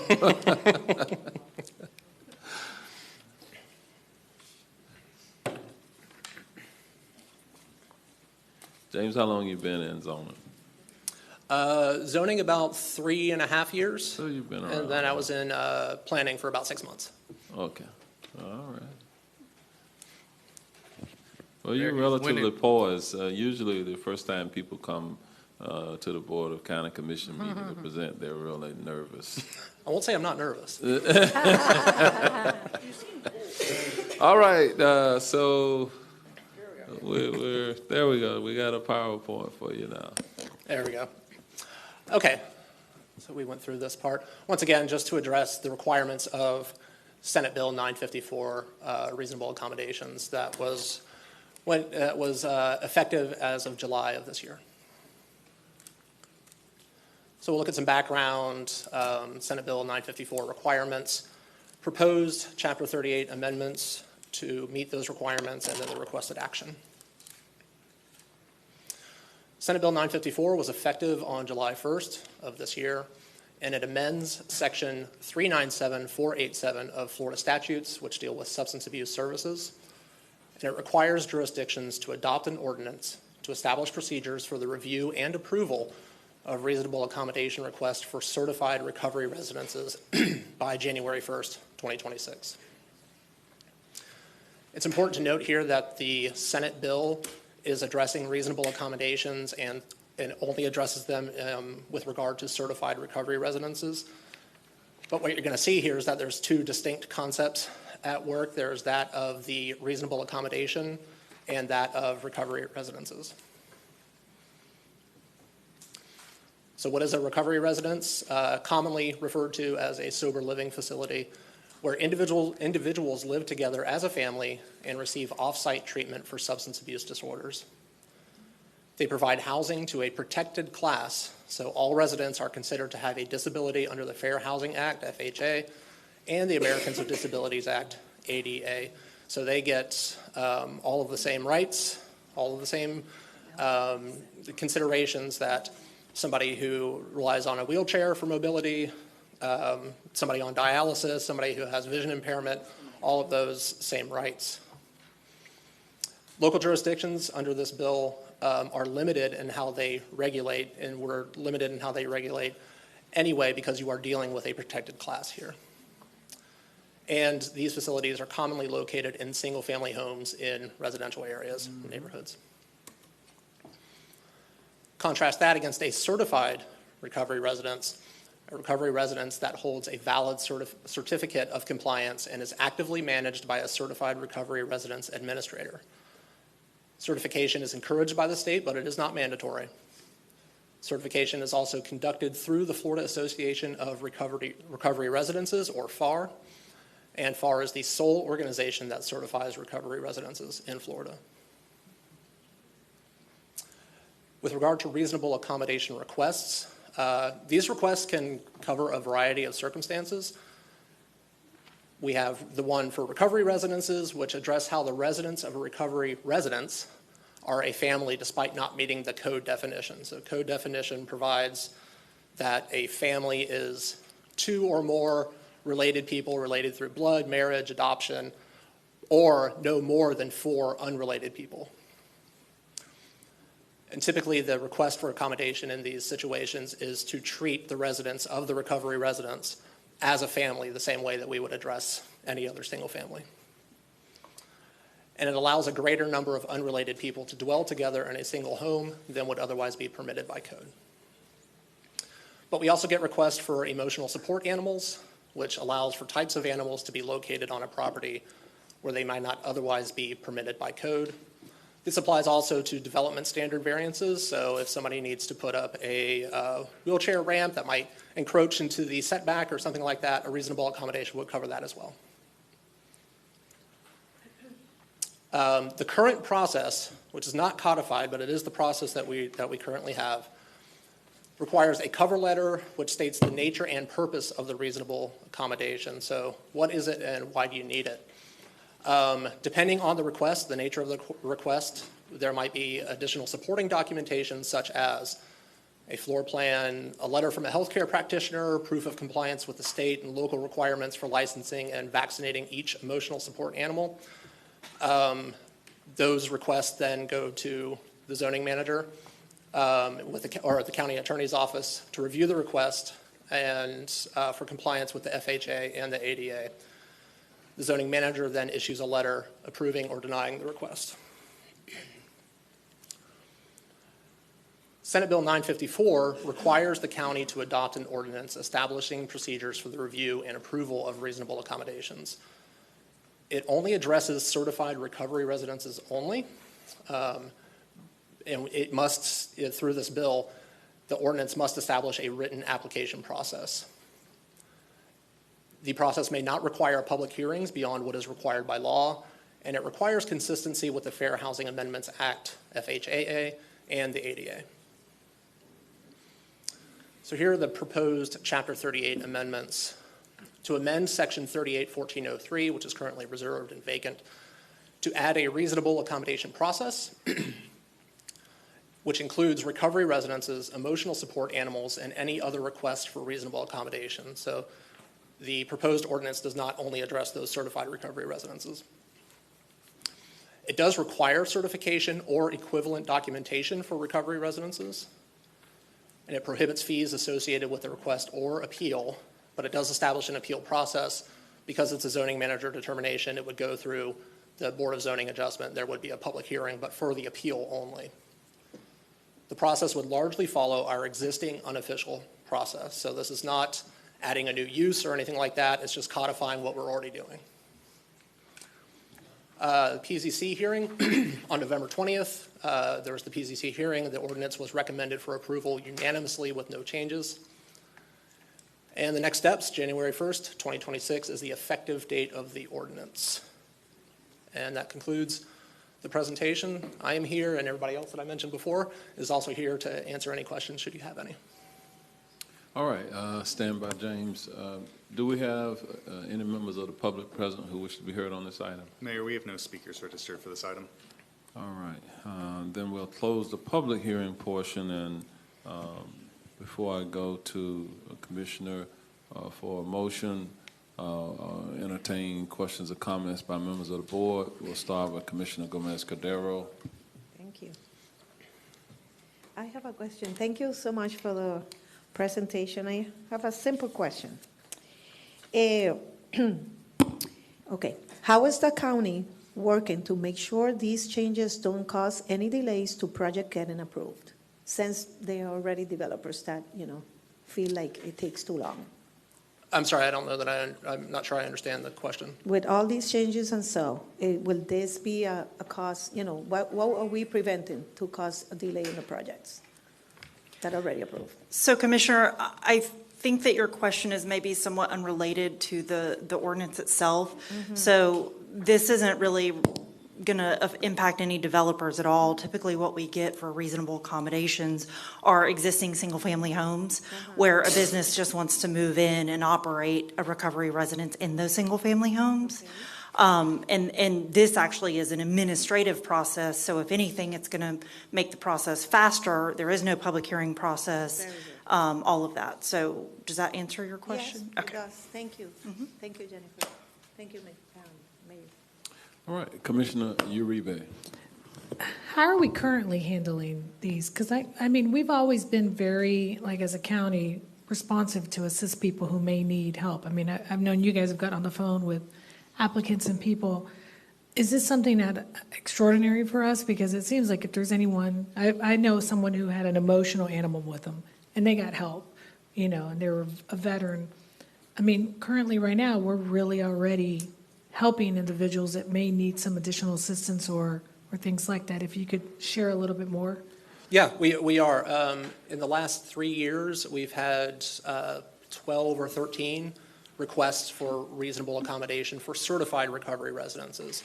We're also evaluating the reasonable accommodation requests for the emotional support animals. Those don't always get approved depending on the animal. But with the certified recovery residences, 13 approved in the last 3 years. Now, there are the not certified recovery residences as well. Sometimes they don't come in the way that they should for their reasonable accommodations, depending on how many people are going to be in the house. But yes, this is currently something that we're already doing. All this bill is requiring is just to actually put it in the code, the process. Okay, that's what I was getting at, because I've always known us to be very responsive to people who need assistance. And I know Commissioner Cordero asked if it's going to change anything in the process. And Jennifer, you said it actually help move this along. So would a person have to come and identify themselves as needing special accommodations? Can you kind of run us through a typical scenario of a constituent that would be coming in? Sure. So the only ones that I've received since I've worked here, I'm a little over 8 years, are requests for emotional support animals or requests for recovery residences. And what happens is someone typically usually it starts through the code compliance process, honestly. Someone calls in and says, my neighbor has a goat or a chicken or whatever, and they say, well, this is my emotional support animal. And so we say, okay, if you're asking for reasonable accommodation, then you need to submit the documentation as a result of that. And so we ask them to send a letter in to me explaining what they're asking for.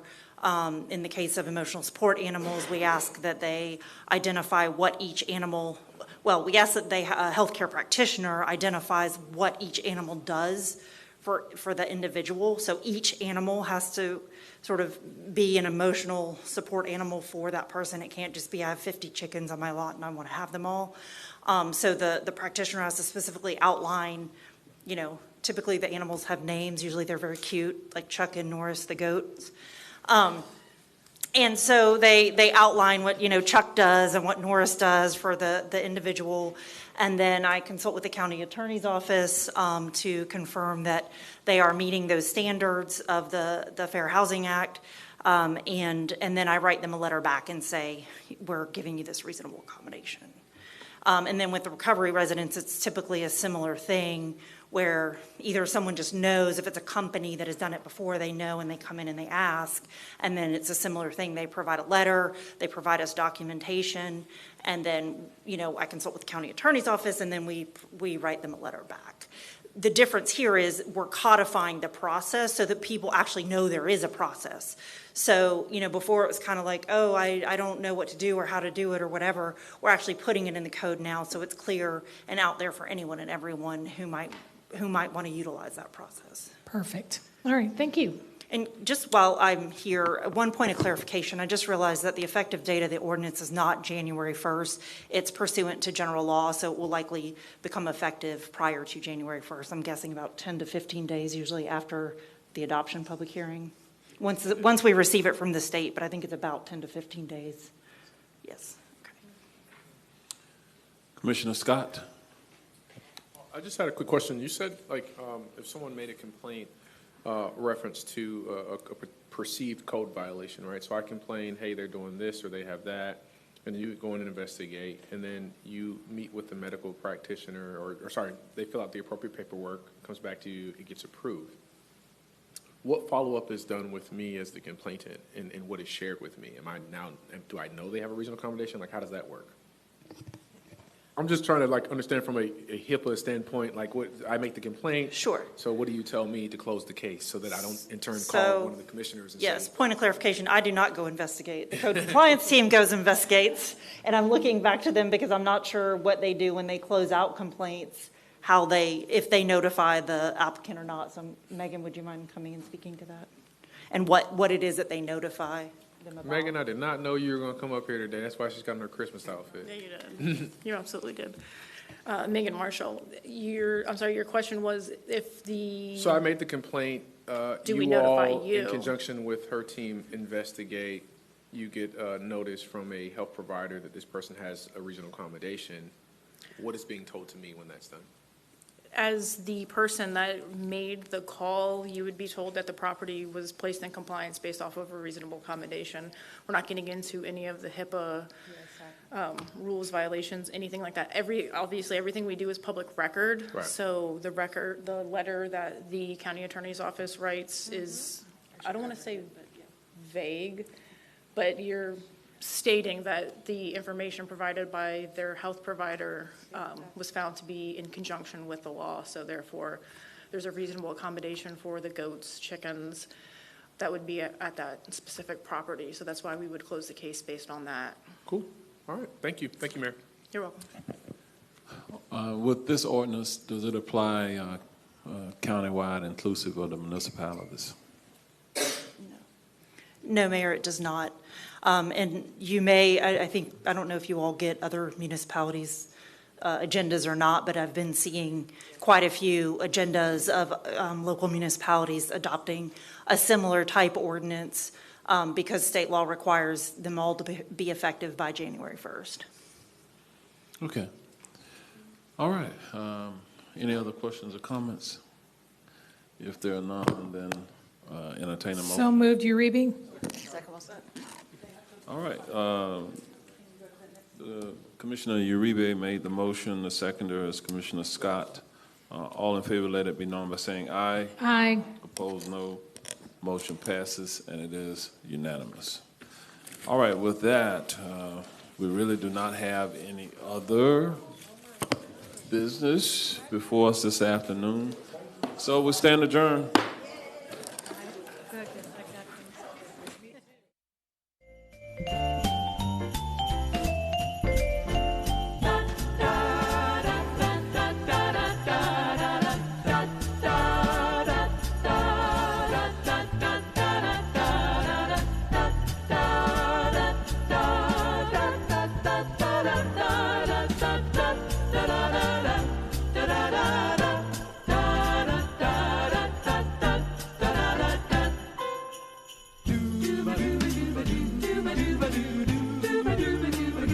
Ba-do-ba-do-ba-do, ba-do-ba-do-ba-do,